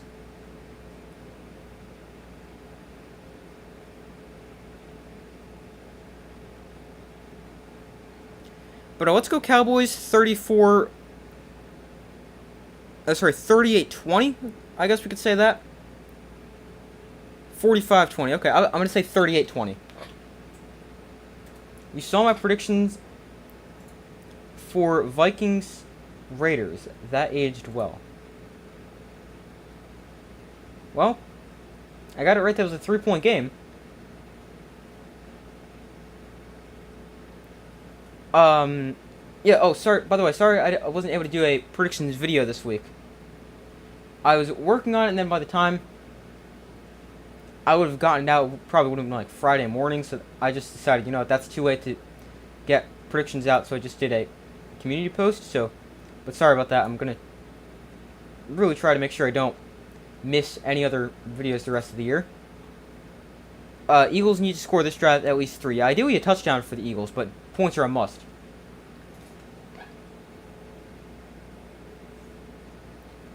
Should you leave the stream to do your homework? If you have homework to do, you probably should get that done. You getting like 10 subs from the stream. Yeah, I know. You guys have been really supportive, and greatly appreciate it.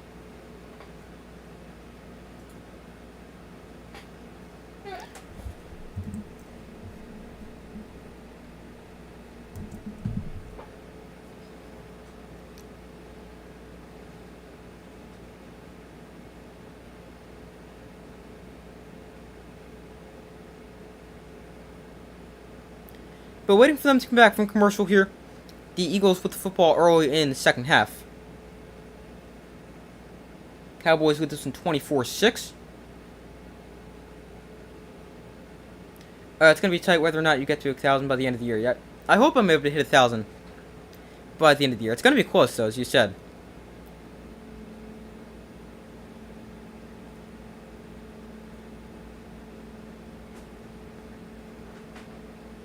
I hope so.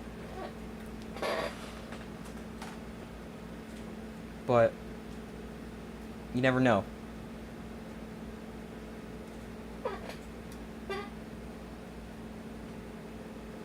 You're way better than Chris Collinsworth. Thank you. I appreciate that. I know Chris Collinsworth is not the most liked announcer. Jack Collinsworth, he's the play-by-play announcer for college for Notre Dame. I would know that because I'm a Notre Dame fan, but he is terrible as well. Must run in the family.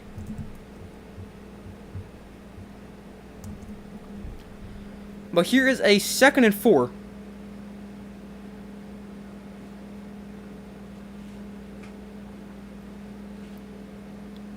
Hurts hands off to Swift up the middle, and DeAndre Swift, another good run there of about 5 yards.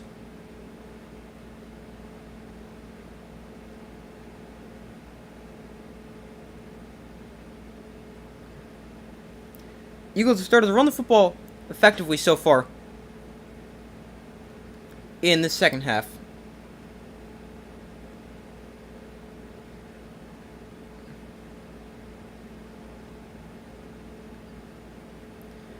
Here, 1st and 10, Hurts throws quickly. That's caught by A.J. Brown, and Brown loses the football. The ball is on the ground, and it's recovered by the Cowboys. Right as the Eagles start to get something going offensively, Brown coughs up the football, and the Cowboys take over. The 2nd turnover of the day for the Eagles. Stephon Gilmore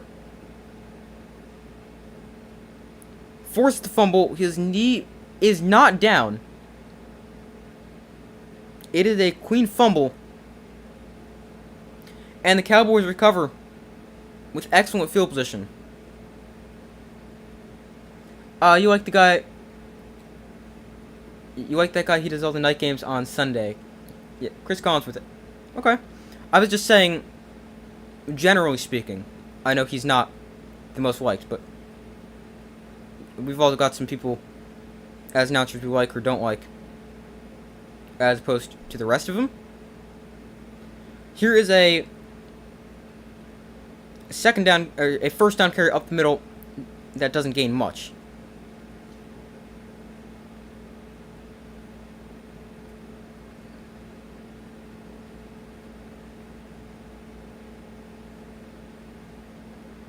But that's really the way the game's gone offensively for the Eagles, with either turnovers or... I mean, they've only turned the ball over twice, but... Get back to that in a second. Prescott takes a shot down the field. Open receiver, that's CeeDee Lamb, and incomplete.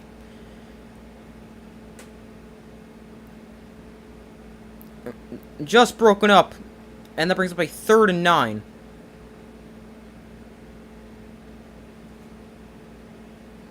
But, that's the way the Eagles... It's gone for the Eagles. Offensively, they put together a good drive, whether that be... like moving the football, and then it would just not end how they hope, whether it's a field goal instead of a touchdown or a turnover. That's been how it's been tonight for the Eagles. 3rd and 9. Turpin in motion. Prescott looks to throw. Throws quickly, that is caught by Pollard, and Pollard's taken down. Picks up 5. Bradbury with the tackle. It's going to bring up a 4th and 4. Jonathan Hankins being carted into the locker room for the Cowboys. Hopefully he's okay.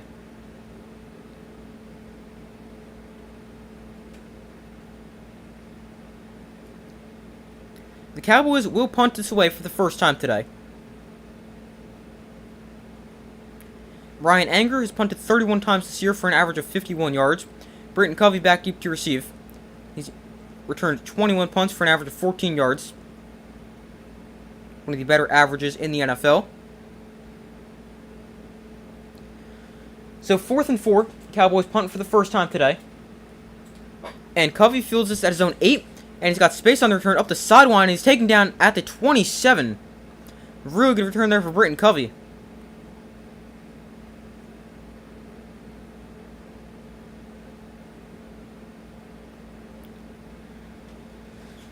And the Eagles take over. What ends up being about average field position as opposed to inside their 10. As Britton Covey, he's one of the best punt returners in the NFL.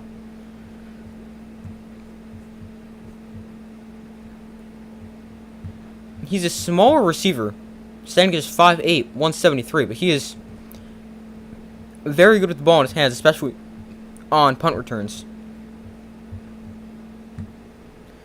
As I'm going to take a guess and say he's among league leaders in average yards per punt return. He is 4th among punt returners. Darius Davis, the best in the league, averaging 16.6 yards per punt return. Rashid Shaheed, 14.4. Charlie Jones of the Bengals, 14.2. And then Britton Covey at 14 flat.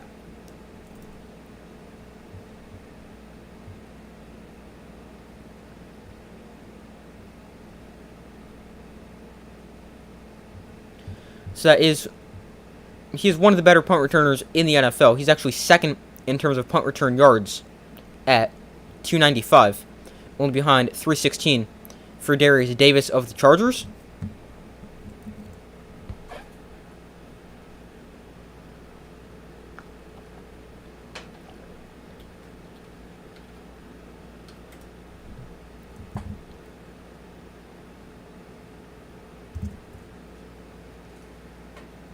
Hold on 1 second.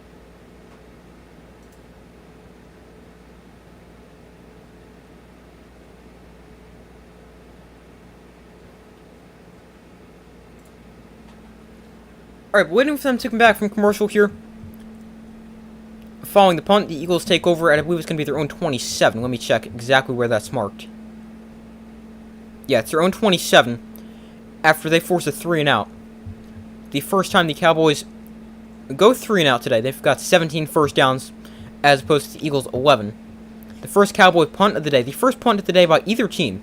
The Eagles' drives have been good. They've just gone fumble, field goal, end of the half, and then fumble again.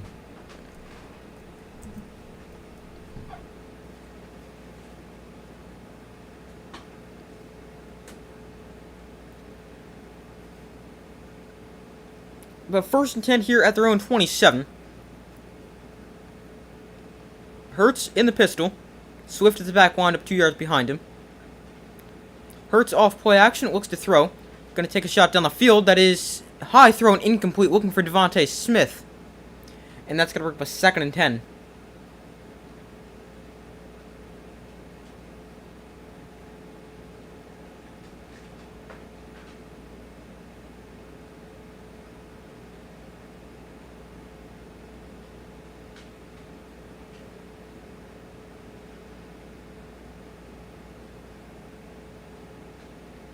So they show Stephon Gilmore against A.J. Brown. Gilmore's done a pretty good job against A.J. Brown today. When Brown has had some catches, but overall hasn't been able to have a huge game. Here's the handoff to DeAndre Swift for a pickup of 3, maybe 4. And that'll bring up a 3rd down. And about 6. Swift, 8 carries, 31 yards today. So 3rd and 6, they give him 4 on that 2nd down carry. So here is a 3rd and 6 for the Eagles. From their own 31. Brown, the man in motion. He's wound up in the slot left. Cowboys bring a blitz. Hurts gets rid of it quickly. That's incomplete. Looking for Smith. That is a low throw behind the intended target as well. And now the Eagles will punt it away for their first time and go 3 and out. The team's trade 3 and outs. What a bit of a wide snap there from Jason Kelsey. So Hurts has to get rid of it, really rush it, because the blitz coming as well. Man actually punts this one this time. They faked a punt earlier. Here's a fair catch called at the 30. It's muffed, maybe. I don't know. Did he catch that? Or did he touch it? There's a flag that comes in. They're going to say probably fair catch interference. The Eagles scoop it up just in case. I thought that took the bounce off the Cowboy, but apparently not.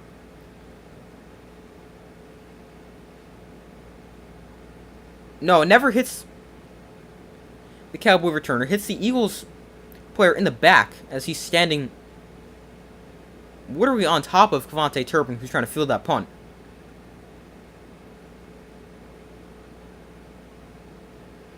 It never does hit a Cowboy player.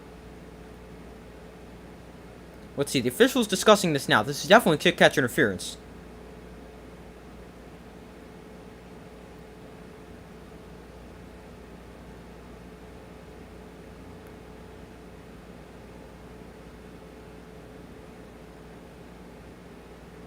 So that's 15 yards from the spot of the foul. First down for the Cowboys. As they lead this in 24-6 with with 11:01 to go here in this 3rd quarter. After the penalty, they will be taking over at their own 45. So foul occurred at the 30. It's 15 yards from the spot of the foul. And it's a first down. So excellent field position for the Cowboys.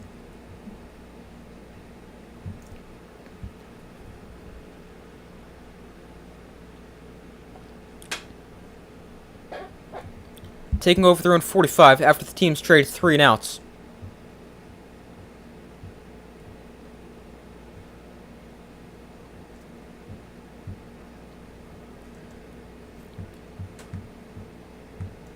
Hold on 1 second.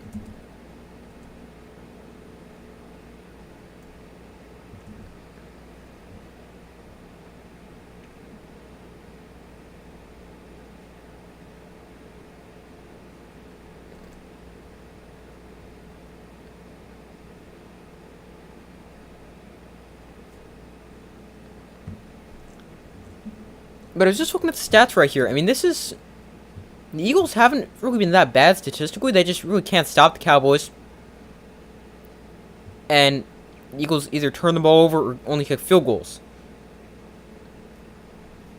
And I know this is a Eagles offense that is very good and is also facing a very good Cowboys defense, but I'm really surprised we haven't seen more points scored by the Eagles. I mean, they're averaging, let's see, 27.4 points a game, which is 5th in the NFL. And they're going against a really good Cowboy defense that allows just 18.3 points a game, which is 4th in the NFL. But I still thought we see a little bit more scoring in terms of the Eagles.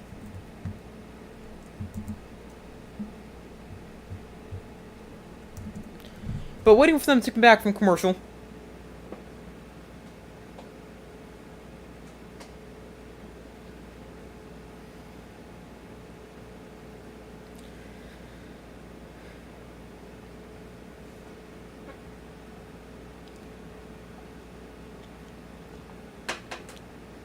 Alright, now they're back.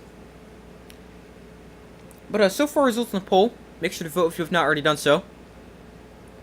But 64% of you guys have said the Cowboys will win. 36% have said the Eagles. Make sure to vote if you have not already done so.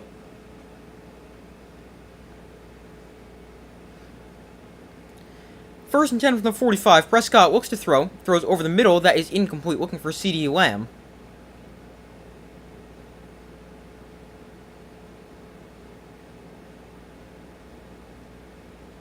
And that brings up a 2nd and 10.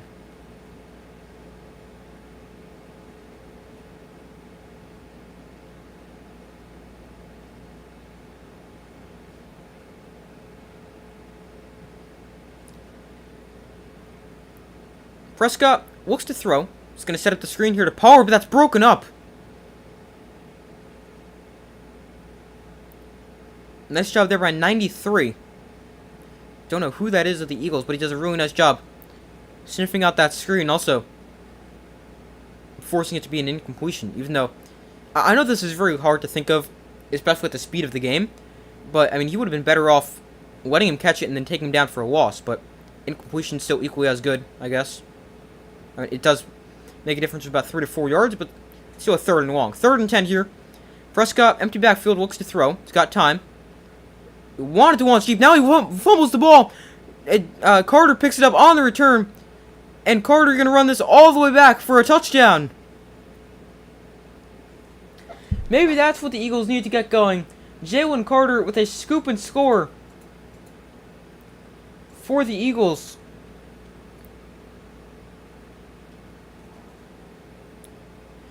Prescott wanted to go deep down the field.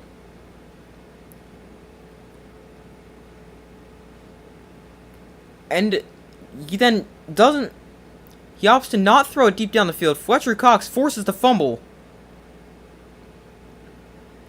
And Jalen Carter, the rookie from Georgia, scoops it up and runs it back about 35 yards. And the Eagles, with their first touchdown of the day, comes via their defense. And the extra point from Jake Elliott up and good to make it 24-13.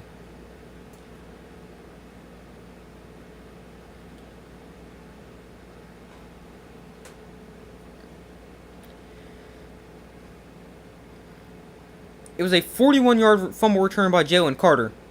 And now 24-13.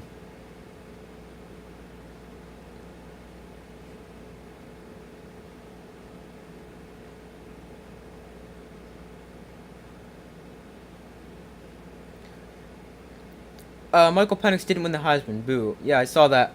Jaden Daniels won it instead. I mean, if you're going to... The question for Jaden Daniels was LSU good enough for him to win the Heisman? But I think if you're going to take the actual meaning of the Heisman, which is the best player or most outstanding player, whatever you want to, however you want to define it.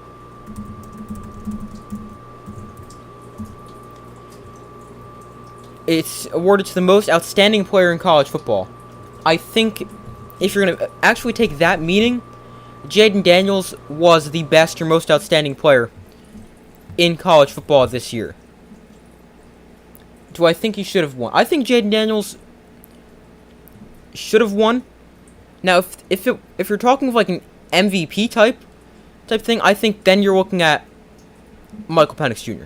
But if you're just simply looking at the best player, I think it should have been Jaden Daniels, and I think the right player won it.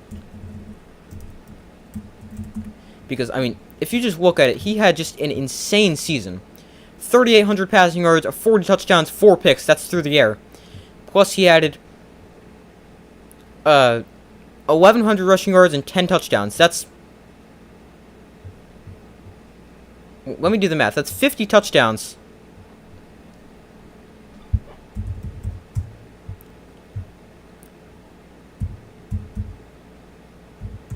That's 4,946 yards of offense and 50 touchdowns.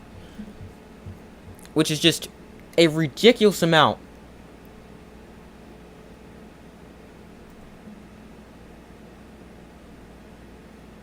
Of offensive production.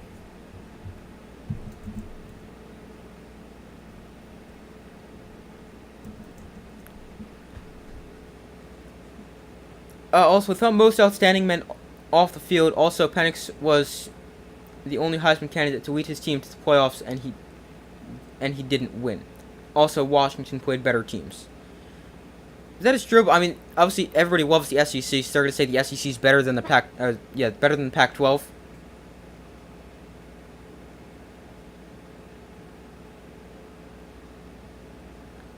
But I wouldn't have a problem if it went to either player. But also Michael Penix won the actual award for best player. Yeah, he won. What was it? The Maxwell Award. Which, I mean, they've all essentially got the same meaning. But I did see that. Let me.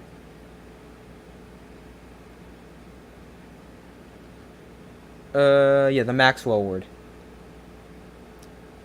Here is the handoff to Tony Pollard up the middle for a pickup of 5 to the 30. Seahawks lost. I saw they lost, but I didn't really see much of the game. Obviously, did see Geno didn't play.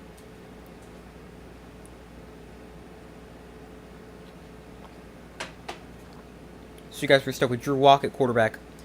But here is a 2nd and 5 for the Cowboys. Leading this one 24-13. Prescott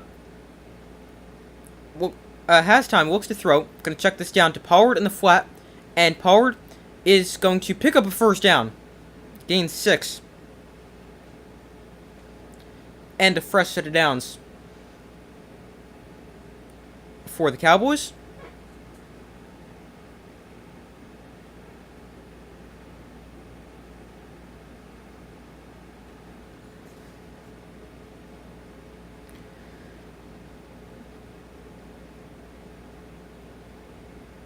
I'm actually not sure if that was a designed throw outside, but they had a blocker in front. Here's a pass knocked away. Looking for Gallup. Darius Slay got a hand on that. Almost picked it. Brings up a 2nd and 10. It was weird how Jaden Daniels won the best quarterback, but Michael Penix won the best player. So it was weird. Like, how can one player be the best quarterback and another quarterback be the better player? Yeah, it is kind of weird like that. But I think it might be voted on by different people. So that could explain it, but it is kind of confusing. Here is the handoff to Rico Dowdle up the middle, and Dowdle picks up 4. And now Dowdle down on the play. Hopefully he's okay. Slow to get up.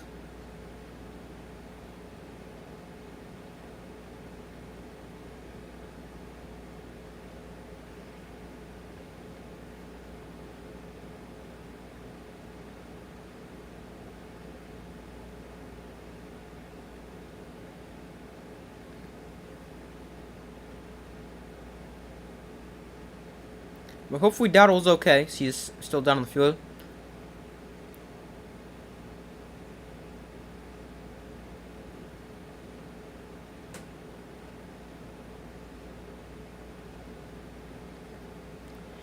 But they take a commercial break. Obviously, hopefully Dowdle's okay. He's had a nice game for the Cowboys so far. As today he's got 9 carries for 35 yards and a touchdown. And also has a catch for 6 yards.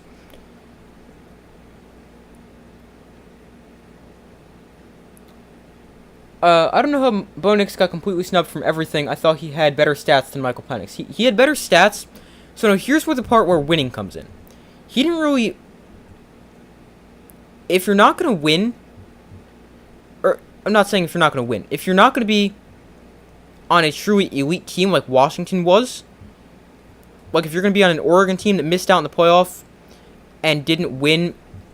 Have like that signature win... Which would have been beating Washington one of those times. If you're going to be like that and have multiple losses, then you have to be putting up insane numbers like Jaden Daniels did. So that's kind of where the difference comes right there. It's kind of a weird difference right there, but that's kind of where it comes in. But Bo Nix did end up winning Pac-12 Player of the Year. and he was their first team quarterback, I believe, whereas Penix was the second team quarterback. But obviously both had really good years. And both were Heisman finalists, and deservingly so.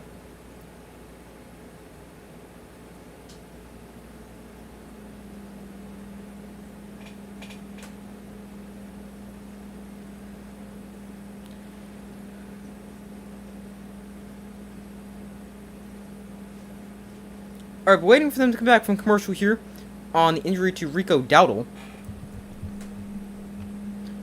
I'm not sure who the Cowboys' third string running back is, because Dowdle's already their backup to Tony Pollard. I know Deuce Vaughn is inactive for this game. Well, put up their depth chart. They've got Pollard, Dowdle, and then Vaughn, and then nobody as their fourth, so.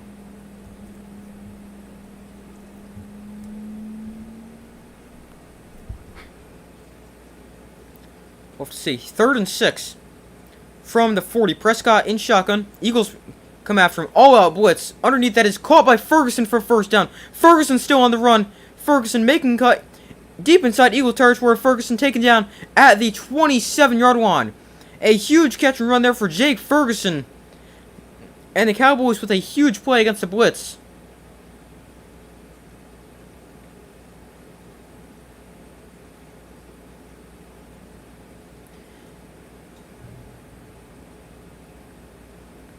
The Eagles sent everybody at Dak Prescott. He's able to get it out quickly to Ferguson, who's been able to do a nice job after the catch as well. An explosive play there for the Cowboys on 3rd and long. Or 3rd and medium. Ferguson, 2 catches, 59 yards. Prescott swings this out to Pollard with some blockers ahead of him. And Pollard, weaving his way through defenders, he gains 6 to bring up a 2nd and 4.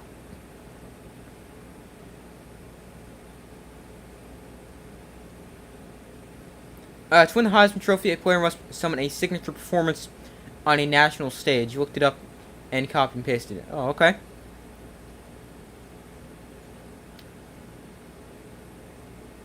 Ivan Pace Jr. What about him? He's a linebacker for the Vikings. Here they hand off to CeeDee Lamb on the end around, and Lamb taken down at the line of scrimmage. A flag comes in.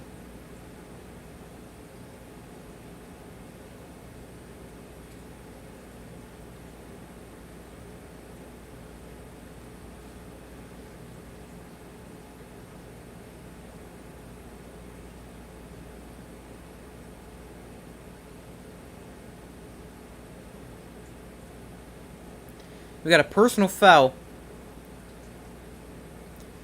on the Cowboys. That's their center, number 63 with the foul. Let's see, I don't know what they call it. They call it like unnecessary roughness? I think that's what they call it. Let's see. This was during the play. Oh, he dove at the feet of Jordan Davis?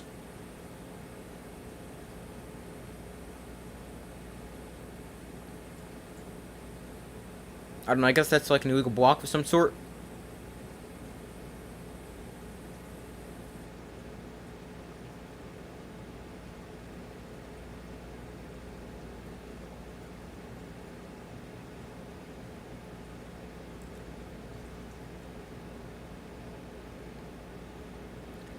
But 2nd and 19, the call was clipping. Oh, okay. Thank you. 2nd and 19 after the penalty.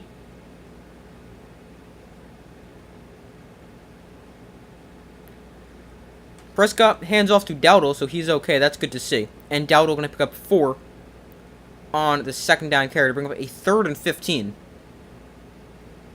Maybe that signature performance for Daniels was when he threw 6 touchdowns, but that was against that's Georgia State, you mean.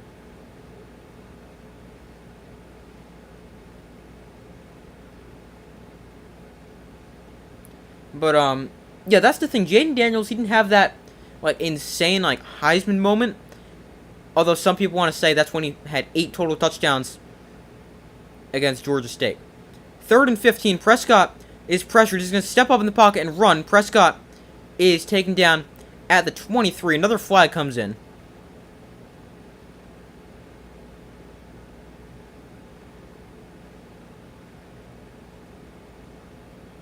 It's going to be a hold on the Cowboys. But he hit him on the side. No foul for side hit. Yeah, I don't know what the official rule of clipping is. Again, the Cowboys center called it the penalty.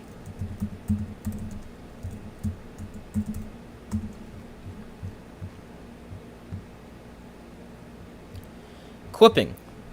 Clipping is blocking an opponent from behind below the waist, provided the opponent is not a runner. It's not clipping if an opponent turns his back as the block is delivered or about to be delivered. Yeah, that was interesting. Yeah, side. I don't know.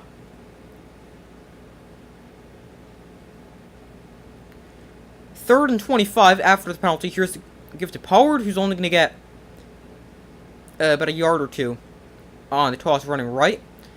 Brandon Aubrey's got a big leg. He's going to run out for a field goal. We saw him hit a 60-yard field goal earlier. He's 1 of 1 on field goals. He's the 3rd rookie in NFL history to make a 60-plus yard field goal.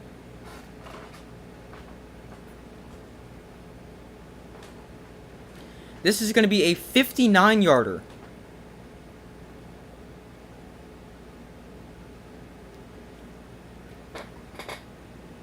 Has to be from behind. Bad call. Yeah, I would agree now that I've learned the rule. I know exactly what clipping the rule implied. Here's the kick on the way.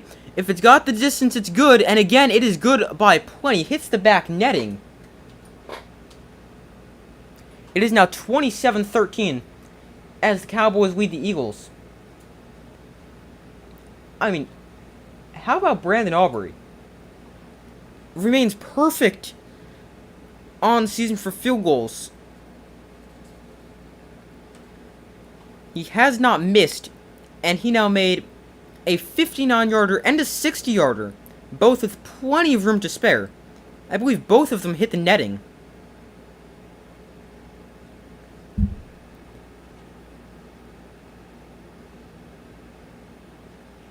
And how about the turnaround from Cowboys kicking?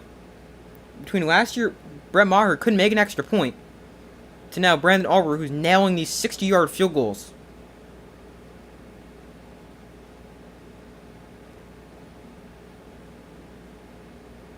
And the crazy thing is, Aubrey was actually a soccer player in college. He didn't play football until after college, where he played 2 years in the USFL with the Birmingham Stallions, and was the best kicker there. Earned himself an opportunity with the Cowboys.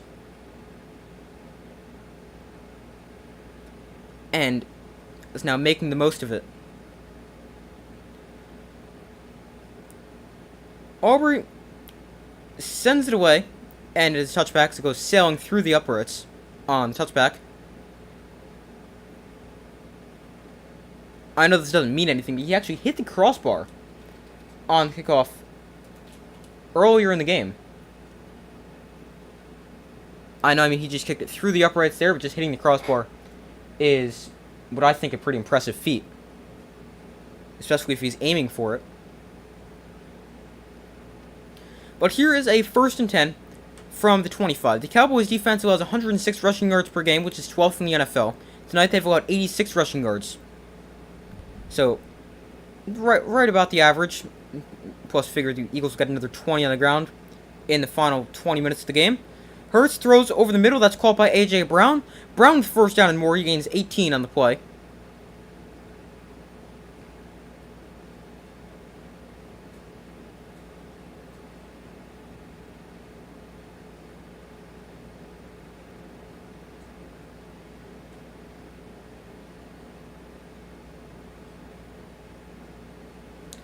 But here is a 1st and 10. Hurts hands off to Swift up the middle. Swift is going to bounce this to the outside, and Swift gets to the 49-yard line. That'll bring up a 2nd and about 3 yards.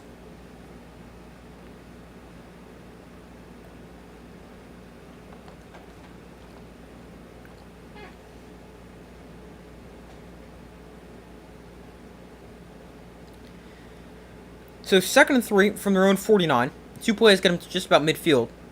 Hurts hands off to Swift up the middle. This time nowhere to run. He's got to get maybe 2 yards. Not much space on the carry right up the middle.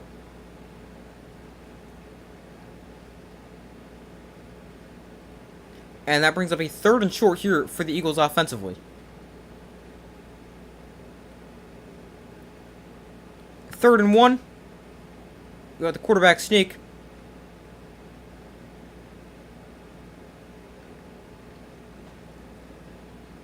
I'm convinced the Eagles could run that every play and still win.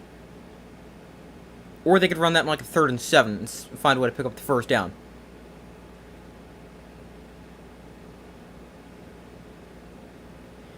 But Hurts obviously picks up the 1st down.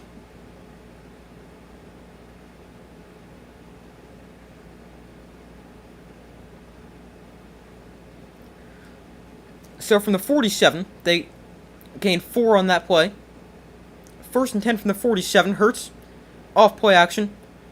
Throws to Goddard in the flat. Goddard breaking tackles, still on his feet. Dallas Goedert still going. He's taken down to the 32. Nice catch and run there for Dallas Goedert.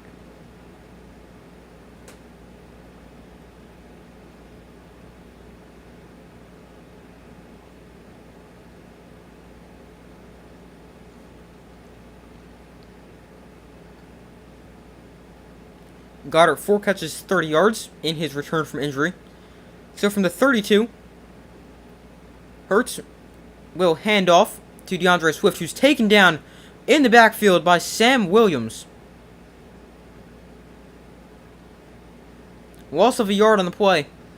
That brings up a 2nd and 11.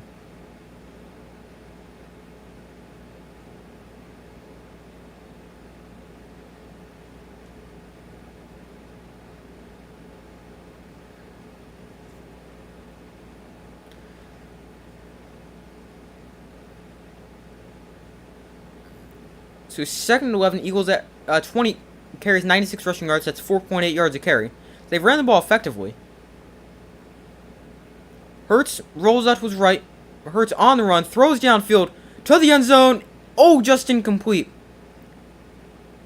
That may have hit Devontae Smith in the hands. Could not tell. That brings up a 3rd and 11 here. Smith had a step as well.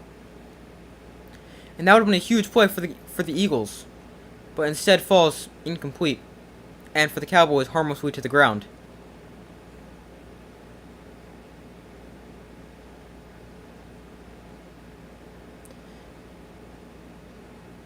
That is just out of the reach. It hits him in the fingertips.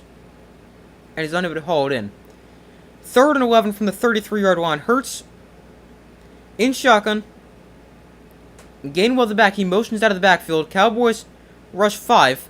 They throw underneath to A.J. Brown. And Brown taken down by Gilmore after gaining only 2. And now we got some pushing and shoving going on after the play. A.J. Brown involved in it. Been pretty quiet so far. Stephon Gilmore has done an excellent job matching up against him.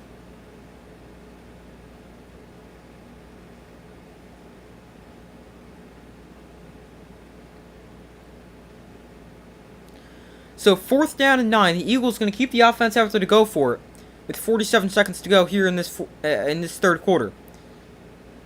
Next Gen Stats recommends to go for it. Brown in motion. Play clock at 5.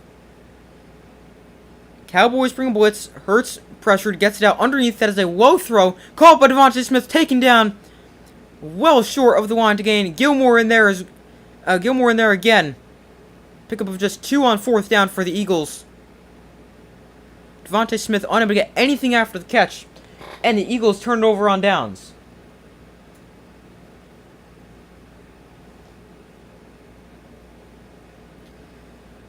I see what Jalen Hurts was trying to do. He just doesn't make the greatest throw. He's trying to get it to Devontae Smith, who's got space ahead to potentially pick up the 1st down.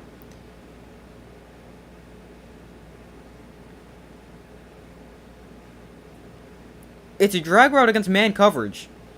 Usually works, but Gilmore able to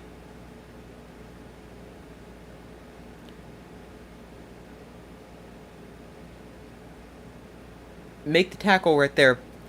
But if Hurts makes a little bit of a better throw and leads him a little bit more, because Smith has to slow up for that, that's probably close to a first down. Here's a 3-yard gain for Dowdle running left on first down on what is likely going to be the final play of the third quarter.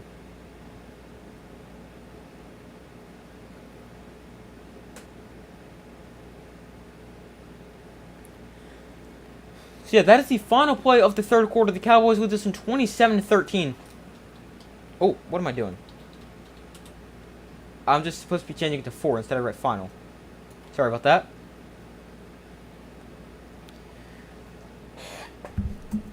But a 14-point game headed into the fourth quarter.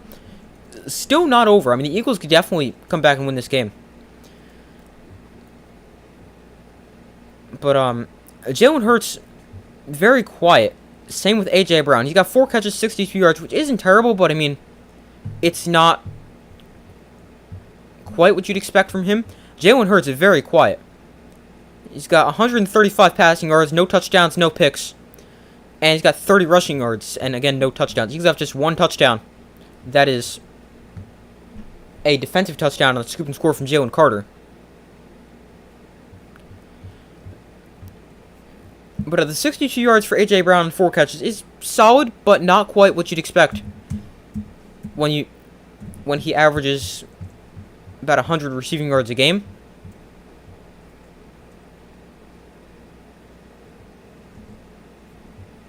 He at one point was also on pace to break the single season receiving yards record. He has not been great in the last couple games. He was really good last week with 8 catches for 114 yards. With the 3 before that, 37 yards, 8 yards, and just 66 yards. So he is now off of that pace. I believe Tyreek Hill is still there, as Hill's up to 1,481 yards. 14,000 would be a lot of yards.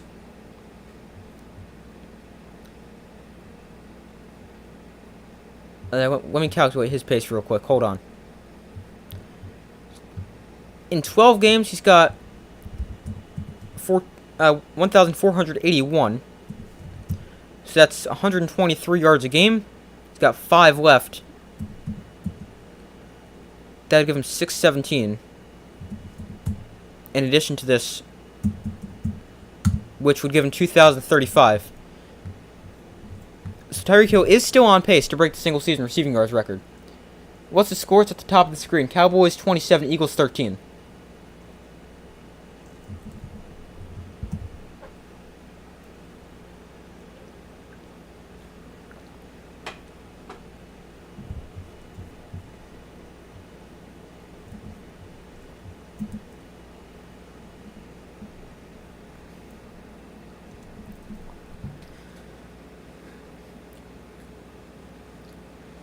But we enter the fourth quarter here, so 15 minutes to go. Cowboys up by 14. 2nd and 7. Prescott, off play action, is pressured. Sidearms one to Ferguson, who's unable to break a tackle and is taken down for a loss of 2. Taken down back to 30. That'll bring him a third. That's going to bring up 3rd down after a loss on the play. 3rd and 9 is what it's marked as.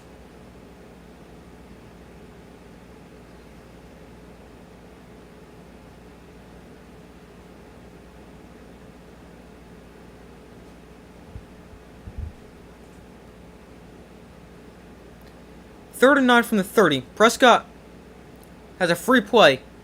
He's going to launch one way down the field and incomplete. But I believe an Eagle player came across early. I could not tell who that was. It was somebody across the defensive line.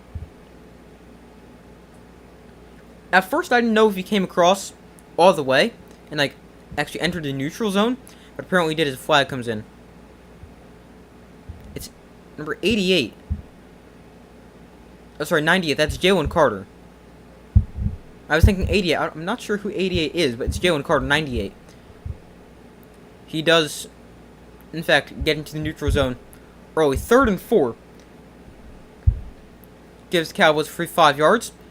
See, a combined 15 penalties for 140 penalty yards, 8 for the Eagles, 6 for the Cowboys. Prescott looks to throw on 3rd and 4 underneath. That is caught for a first down by CeeDee Lamb. He gains 5 and moves the chains.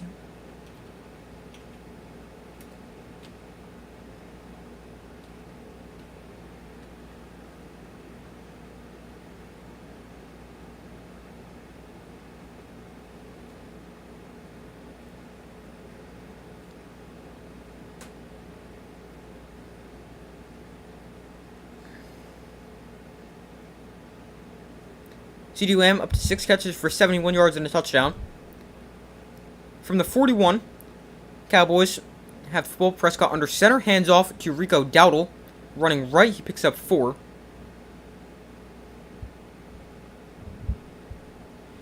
Eagles should have kicked a field goal last drive. They definitely could have.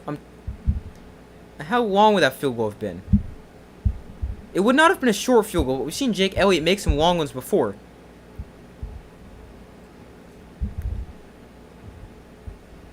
But a field goal would make it... It would still be a 2-score game. It would be an 11-point game instead of a 14-point game. Maybe... Well, I'll check how long it was in a second. 2nd and 6. Prescott off play action. Looks to throw. He's got time. Throws underneath. That is behind his intended target. Ferguson. Incomplete.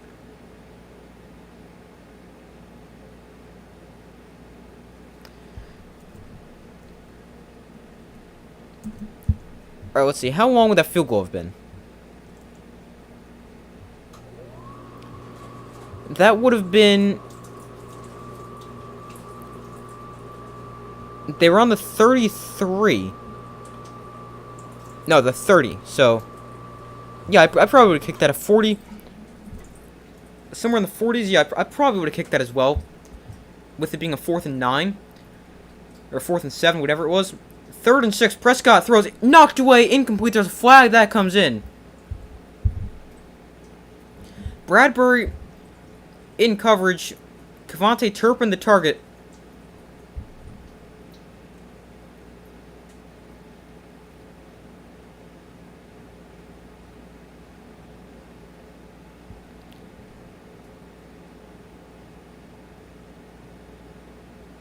Yeah, that is definite interference on James Bradbury. So that moves the chains for the Cowboys.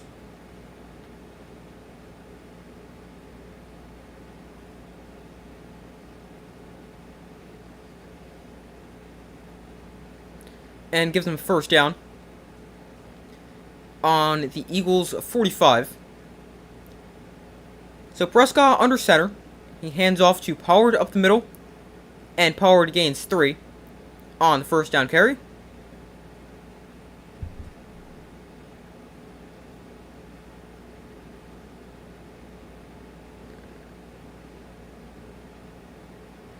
Any points here, the game is over. Yeah, probably.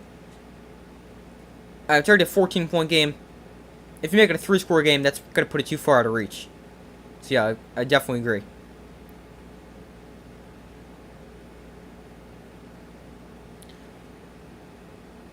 And there's still 12 minutes to go with 3 scores with an Eagles offense that has not scored a single offensive touchdown. I would agree. Here's the throw to Ferguson in the flat. He goes up and over somebody. And Ferguson gains 8.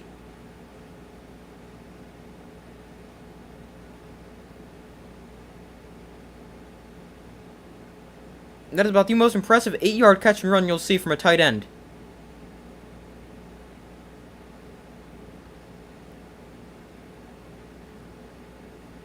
Can I read your comments above? Ban you. Why do you want me to ban you?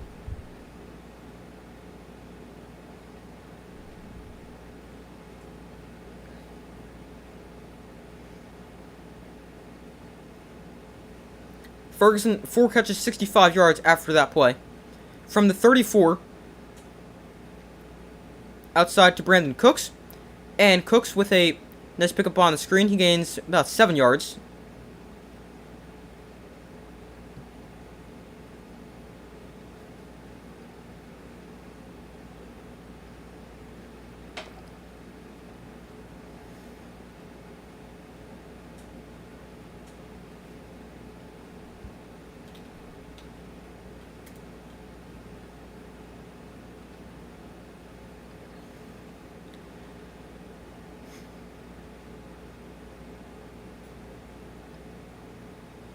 So here is a 2nd and 3. Prescott hands off to Pollard, sticking it at the line of scrimmage.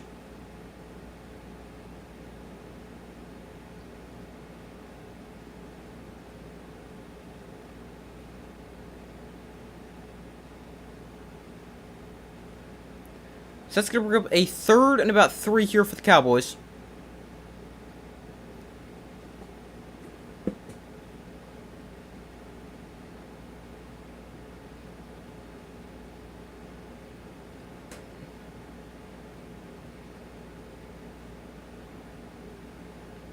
So here is a 3rd and 3. Prescott going to launch one to the end zone. Cooks the target. And incomplete. 4th and 3.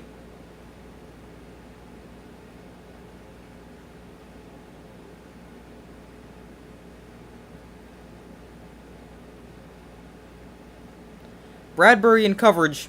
Cooks unable to haul that one in. He's got 5 touchdowns, which is tied for the Cowboy lead. Or tied for the most on the team, however you want to put it. You could say Bradbury gets there a little bit early. But I'd say it's probably a pretty good no call right there. Here is a 45-yard attempt from Brandon Aubrey. His kick is drifting, and his kick is good. He remains perfect on field goals, and the Cowboys have reached 30 points. It is now 30-13. It's now a 17-point lead. And that likely puts this out of reach. You'll never know, but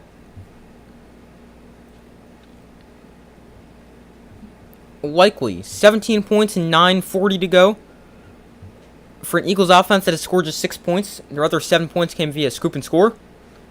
I would say it's pretty likely that this game's over, but I mean, obviously you never know. Anything is possible. But if you ask me, it seems pretty unlikely. Yeah, it's going to be really difficult for a comeback for the Eagles. I mean, obviously you never know. We've seen crazy comebacks before. But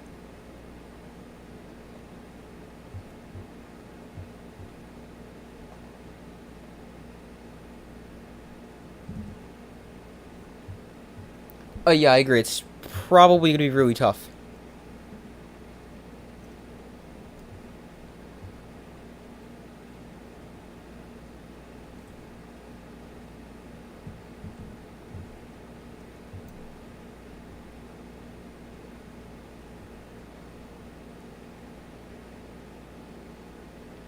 So many teams go for it on 4th and long these days. Kick the field goal. I can agree with that. On 4th and like really long. But yeah, the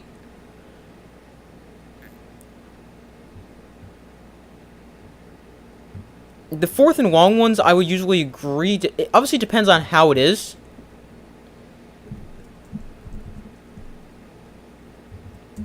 But, like, if it's... It depends on how long the field goal is and the situation as well. Like, if you're down with like, a minute to go, or, like, 3 minutes to go, and 2 timeouts left, you're not going to go for it. Or, like, 7 yards and below, you say go for it. Well, obviously, if you're at midfield, you're not quite in field goal range, but... Like, if you're... I would say 4th and 5 is where I start to have the conversation of going for it. Obviously, it also depends on how long the field goal is and stuff like that. But I can agree, sometimes the teams don't want to kick a field goal and rather go for it, even though their chances of making a 4th and 7, 8 plus is kind of slim.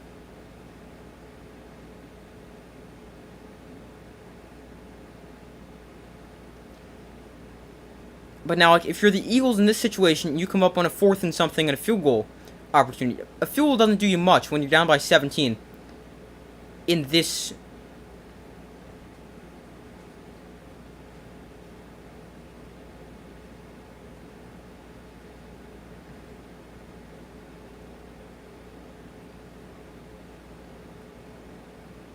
in this situation, a field goal doesn't really do the Eagles a ton. I know it makes it a two-score game again, but still doesn't do a ton. It depends on your offense, too. Obviously, it depends on your offense. Like, if you have an offense that stinks, like if you're the Jets, you might as well kick a field goal. Whereas if you're a great offense, then you may have a better chance of going for it. Here's a quick throw to A.J. Brown at the outside for a pickup of 6. What channel do I watch the most? Man, I really have no idea.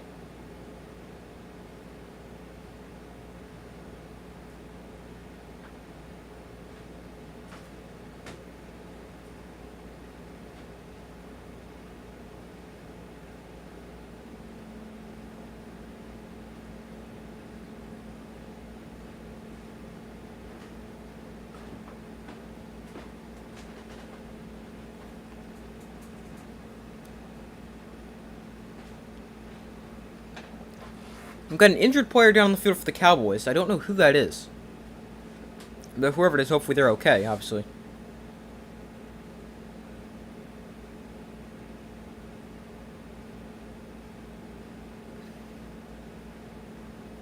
That's number 1, Jaron Curse for the Cowboys. A safety.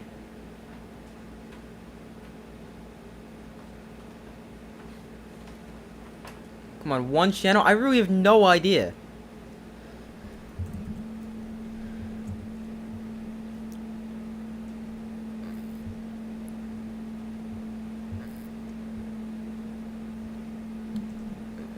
I really don't know.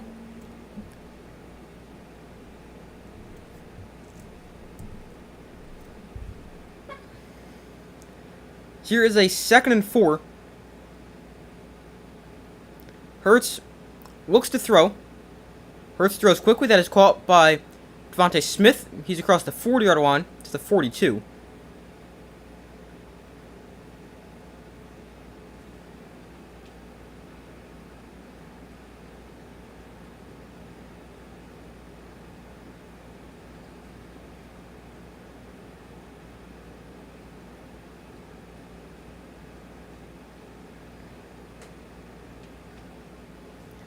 Here's a 1st and 10. Hurts rolls left, that throws, that is caught by Brown for a 1st down. Gains about 10. I don't know what channel I watch physically the most. There's some channels where I'll watch, like, they'll post, like, every day, but, like, they're all shorts, so I'll just watch those. Because they take, like, 30 to 45 seconds. But, I mean, that's, like, a bunch. I don't know. So I can really just pick one. But 1st and 10 from the 47. Hurts throws, that is caught by Brown once again, who gains about 4 or 5 in the play. They're going to give him 4.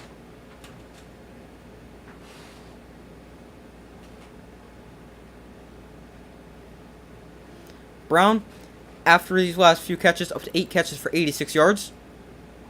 After having a quiet first half, has picked up a little bit here in the second half, not a ton. 2nd and 6.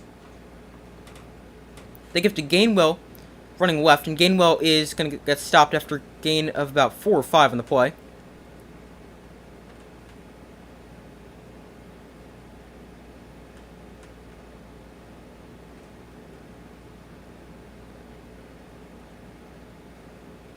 Third and 1. Eagles go with the touch push and pick up the conversion as well.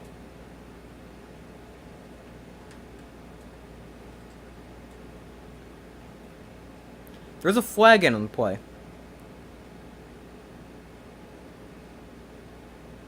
Let's see what this is going to be. It might be an offsides or something like that. Came in at the snap. Offensive offsides.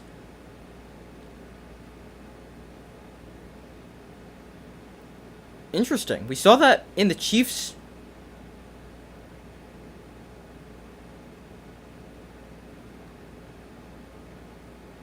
In the Chiefs-Bills game. Where is... Hold up. Where is... There an offensive offsides right there. I have no idea where that comes in. Joe Rogan? No, I don't watch him. 3rd and 6. Quick throw caught by A.J. Brown. Brown with the first down. He gains about 7 or 8 on the catch and run. I still don't understand where that offensive offsides comes in.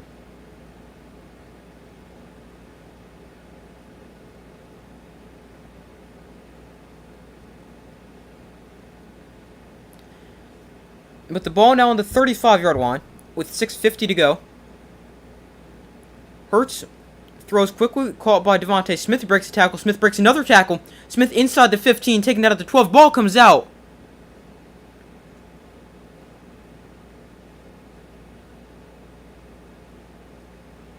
Let's see. Was this a fumble? If it is, that's going to be the 3rd lost fumble of the day for the Eagles.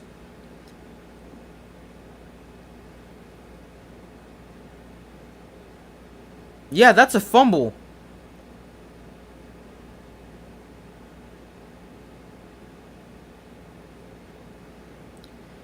That is a fumble. It's punched out by 14.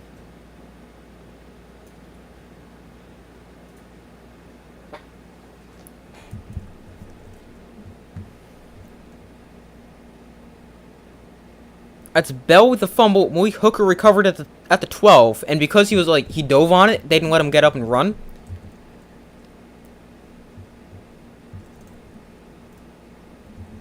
But yeah, that is the 3rd fumble loss of the day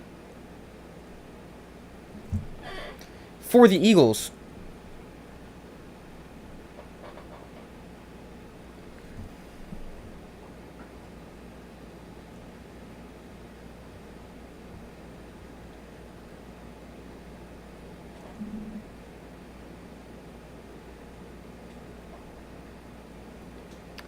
Eagles offense only scored last week.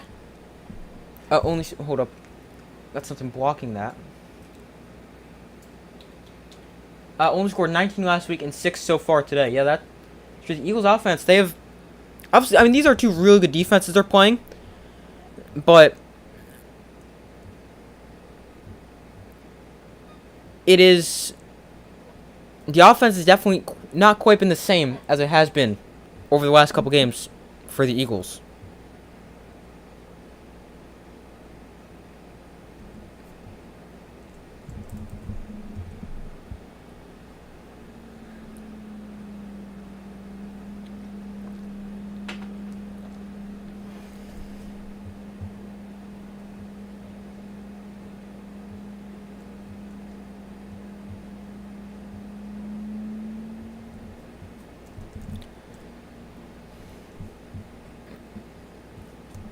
But the Eagles, with their 3rd turnover of the day, all 3 have been lost fumbles.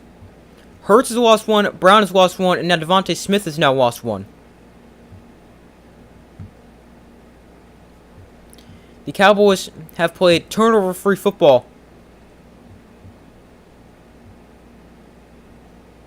Actually, oh no, that's not true. Never mind. Dak Prescott.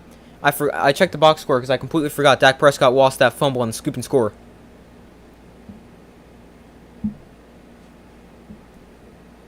So, my bad.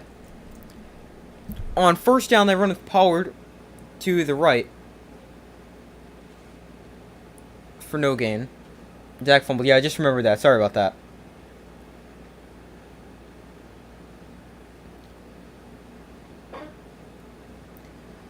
A.J. Brown started the season on fire, but has not done much lately. Yeah, he had a good game last week with over 100 yards, but he has been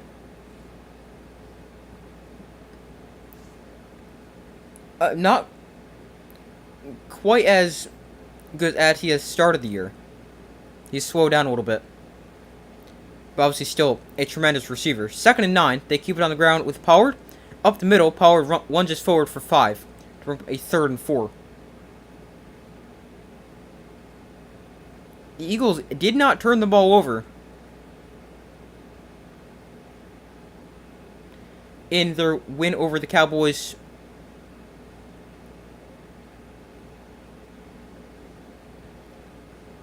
a couple weeks ago, but 3 today. Yeah, he had 100 last week, but coming in to last week's game, there was 3 games in a row where he hadn't gone over the century mark. Here is a 3rd and 5 for the Cowboys. Prescott, off play action, looks to throw. Prescott launches one way down the field, Gallup the target, and caught by Gallup inside Eagles territory at the 44.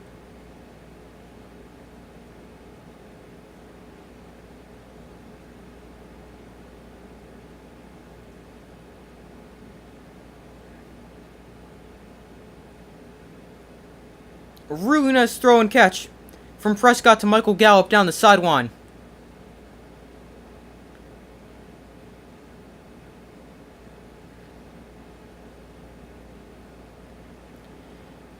Here's a quick throw outside to Ferguson. He is, I believe, 5th catch today. He gains about 7. Now I've got a flag that comes in.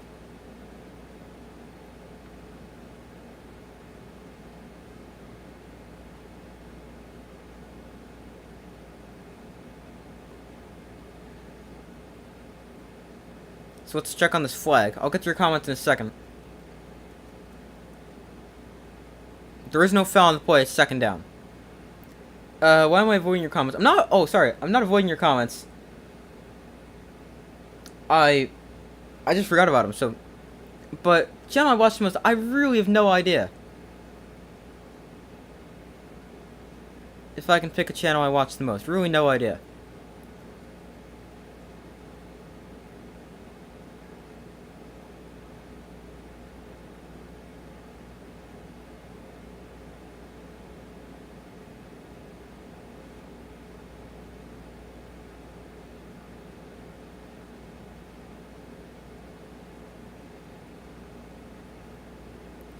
Here is a 2nd and 3 from the 37. Prescott hands off to Pollard up the middle for a 1st down. He gains 5.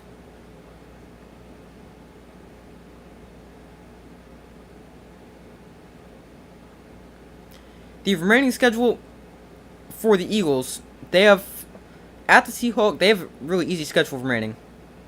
They have at the Seahawks, then home against the Giants, home against the Cardinals, and then at the Giants in Week 18. The 49ers with at the Cardinals, home against Baltimore, at Washington, and then home against the Rams. Lions, home against Denver, then back-to-back games on the road, at the Vikings, at the Cowboys, then home against the Vikings again. I couldn't see the Cowboys. They took it away too quickly. But, I mean, the 1 seed is still open for any team in the NFC. The Lions, they haven't been playing as well as of late, but they can still definitely get the 1 seed. The 49ers with a good possibility, especially with the Eagles losing, because they now have the head-to-head tiebreaker over both the Eagles and the Cowboys. So I believe with the Cowboy win tonight, which we're going to see, the 49ers would then jump into the 1 seed in the NFC.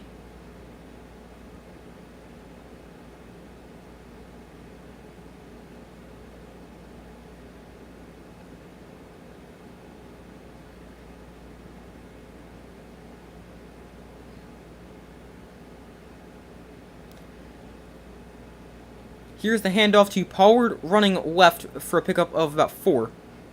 Why are saying the Eagles losing? Stop zoom. Really? There's 2 minutes, 2:15 left, and the Eagles are down by 17, and the Cowboys have the ball. It's no secret the Cowboys are going to win this game.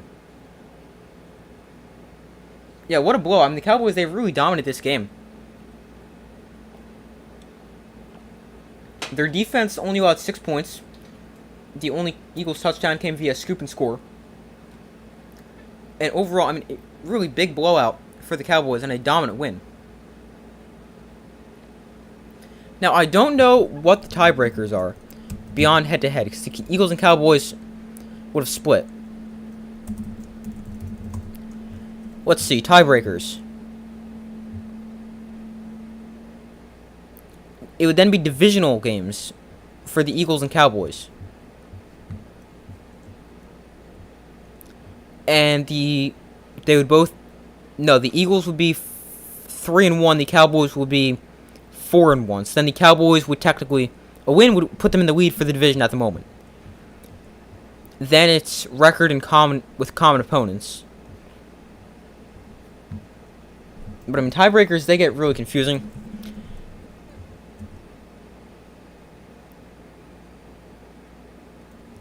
But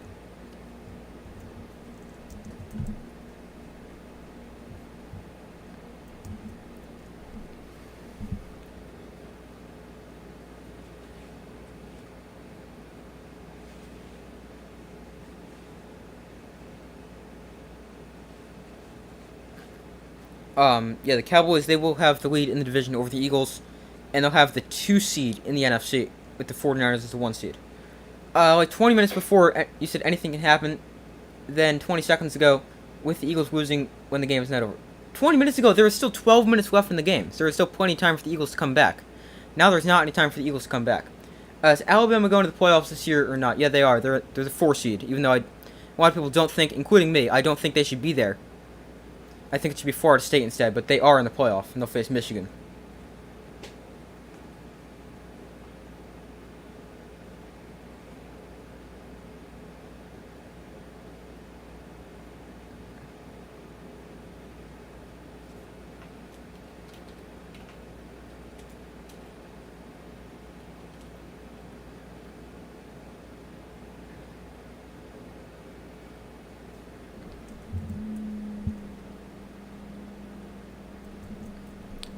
Well, the key word is anything. Well, anything within realistic possibilities.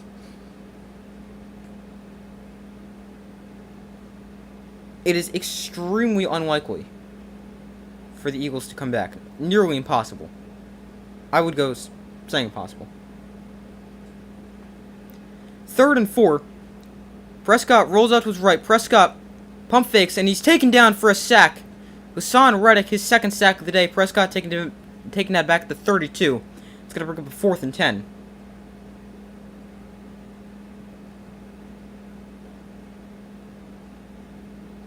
Will Alabama beat Michigan or not? Man, that's a tough question. I really have no idea on that yet.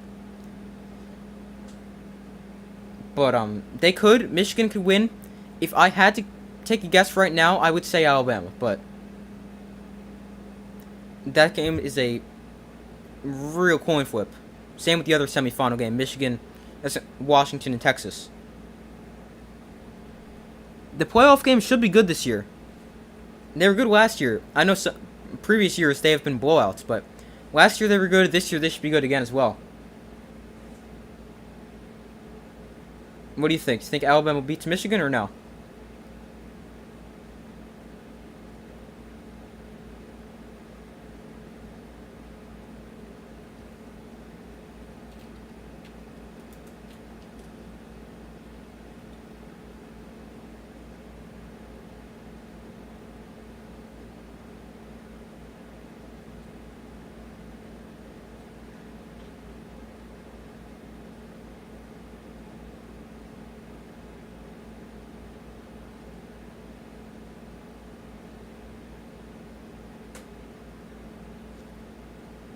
Alright, waiting for them to come back from commercial here.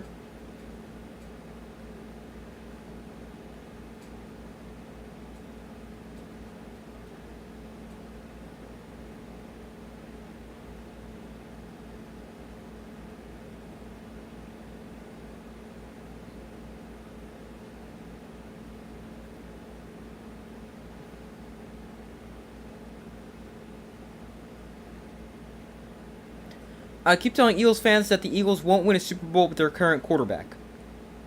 I think they could win a Super Bowl with Jalen Hurts at quarterback.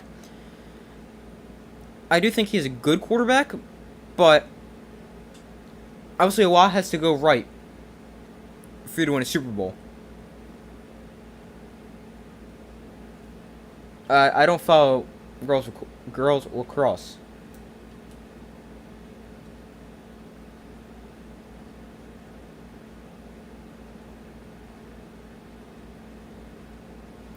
Denver is going to get Kansas City for the AFC West, not so sold on Mahomes. With the Chiefs, it hasn't been Mahomes this year. It's been their lack of receivers who forget how to catch quite often. But,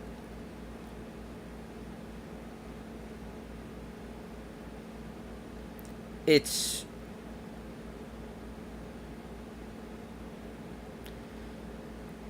I mean, Denver could still catch the Chiefs, but it's pretty... I mean, they could, but it's not like, totally unlikely, but I still think it's not the most likely thing to happen, but obviously you never know. I'm not forgetting about your comments. I'm gonna get back to all the comments in a second. 50-yard field goal from Aubrey on the way and good once again. He remains perfect on the year, and it is now 33-13.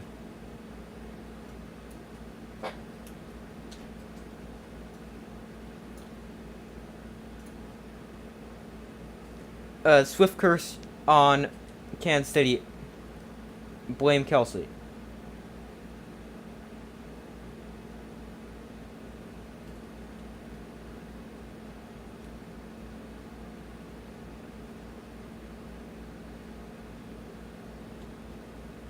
There is...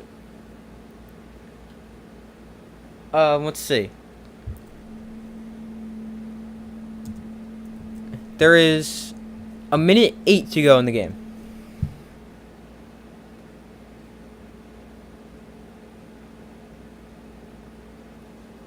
You've been saying the same thing about the Bills, Cowboys, Dolphins, Chargers, and 49ers. That they won't win a Super Bowl with their current quarterback. I could understand some of those. I think the 49ers definitely could with Brock Purdy. He may not be the greatest quarterback on the planet. I do think he's a very good quarterback, though. But with the roster they have around him, it makes him play. It elevates his level of play quite a bit. And I think they could definitely win a Super Bowl with him. In fact, they might this year.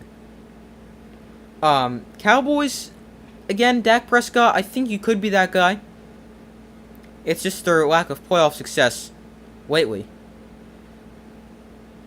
Tua, again, I think he could be that guy. Same thing with Justin Herbert. But with the Chargers, obviously, it's just they're the Chargers. Herbert has nothing to do with the problem there. They just are the Chargers, so that's the problem.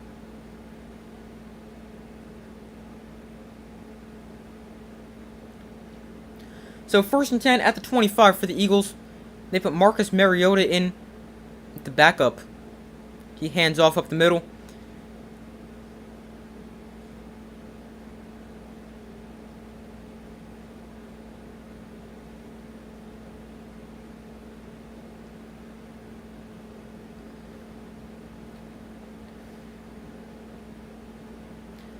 Second and 7. This is going to be the final play of the game. With under 40 seconds to go, Mariota hands off.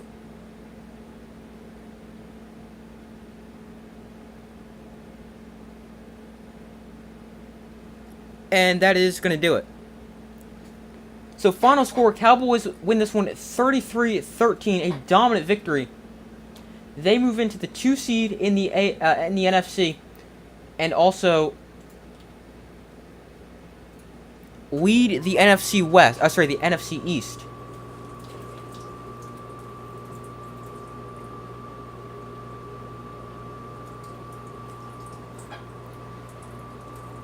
Allen has had 4 chances since Brady left the division. That is true, but I mean, I'm not here to make excuses for Josh Allen and the Bills, but they've also run into some very tough teams in the playoffs, like the Chiefs and the Bengals. And they just can't seem to get it done. They're also another team. They're like the Chargers. I mean, they lost 4 Super Bowls in a row. Alright, let me catch up on some of these comments. Nearly impossible but still happened. Yes, but obviously now it didn't. He can rarely throw. I accidentally skipped this one. He can rarely throw for more than 200 yards and a touchdown. That's referring to Jalen Hurts. Yes, sometimes his passing numbers aren't the greatest in the world, but his rushing numbers make up for it and what he can do on the ground. Extending plays, stuff like that. Plus, this Eagles offense is just really good, so I think, again, the Eagles could definitely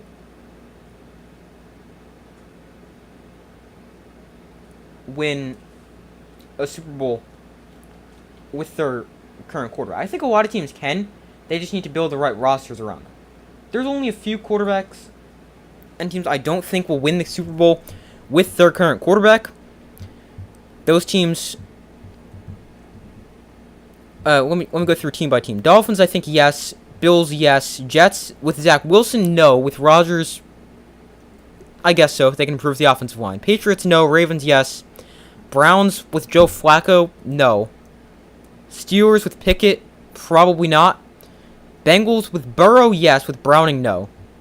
Jaguars with Lawrence, yes. Colts with Richardson, maybe. It's too early to tell. I'm not saying, by the way, I'm not saying these teams will win the Super Bowl. I'm just saying if I think their quarterbacks have the capabilities of being a Super Bowl winning quarterback. Texans, probably with Stroud. Titans with Levis, again, too early to tell. Chiefs, we've already seen them win a Super Bowl. Broncos with Wilson, I think it's just too late in his career to do so, but it's still a possibility. Herbert's got the talent to do so. Aiden O'Connell for the Raiders, I don't think so. Eagles and Cowboys, yes. Giants, Commanders, no. Lions with Goff, that's an interesting one. I would say yes. Vikings with Cousins, I'm going to say no. He's 35, going to be 36 by next year.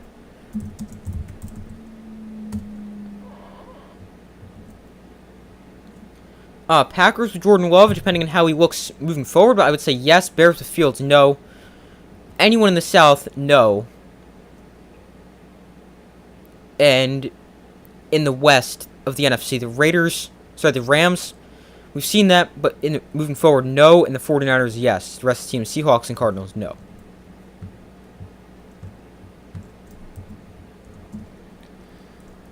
But the final score here, the Cowboys destroy the Eagles, winning 33-13. Let me see if this is updated yet on the playoff picture. It has. So in the NFC, you've now got the 49ers as the 1 seed, Cowboys as the 2 seed, then the Lions as the 3 seed, and the Bucks as the 4 seed. Then Eagles 5, Vikings 6, Packers 7.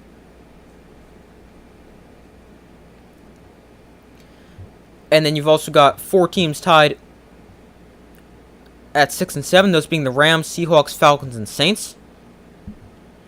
Then in the AFC, you've got the Ravens, Dolphins, Chiefs, and Jaguars as the 4 division leaders. Then the Browns, Steelers, and Colts round out the playoffs, but you've got 5 or 6 teams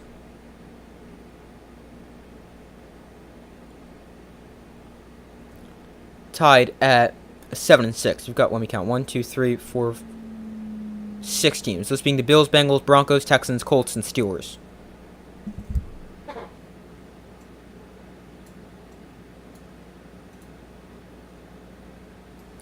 So you have about 50-50 for each conference. I guess I didn't really even count.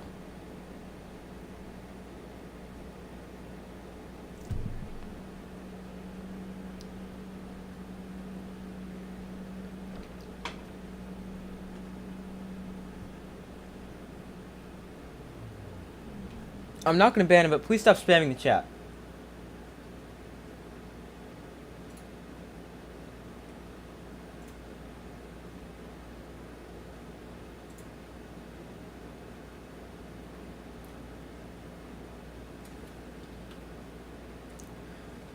Alright, but final score, Cowboys win this one at 33-13. That's going to do it for tonight's stream. Thank you guys for joining me. I hope you have a great rest of your day or night. I will be live tomorrow for Monday Night Football. I'm going to be streaming the Giants and Packers game. Really focusing on that. Obviously, I'll check in on the Titans and Dolphins periodically. But that's going to do it for tonight's stream. Everybody, thank you guys for joining me. I hope you have a great rest of your day or night. Yes, I do have school tomorrow. But I hope you have a great rest of your day or night. Make sure to like this stream, subscribe, turn notifications so you don't miss any other videos or upcoming streams. I do my best to post those as often as possible. I hope you have a great rest of your day or night, and I will see you in the next video.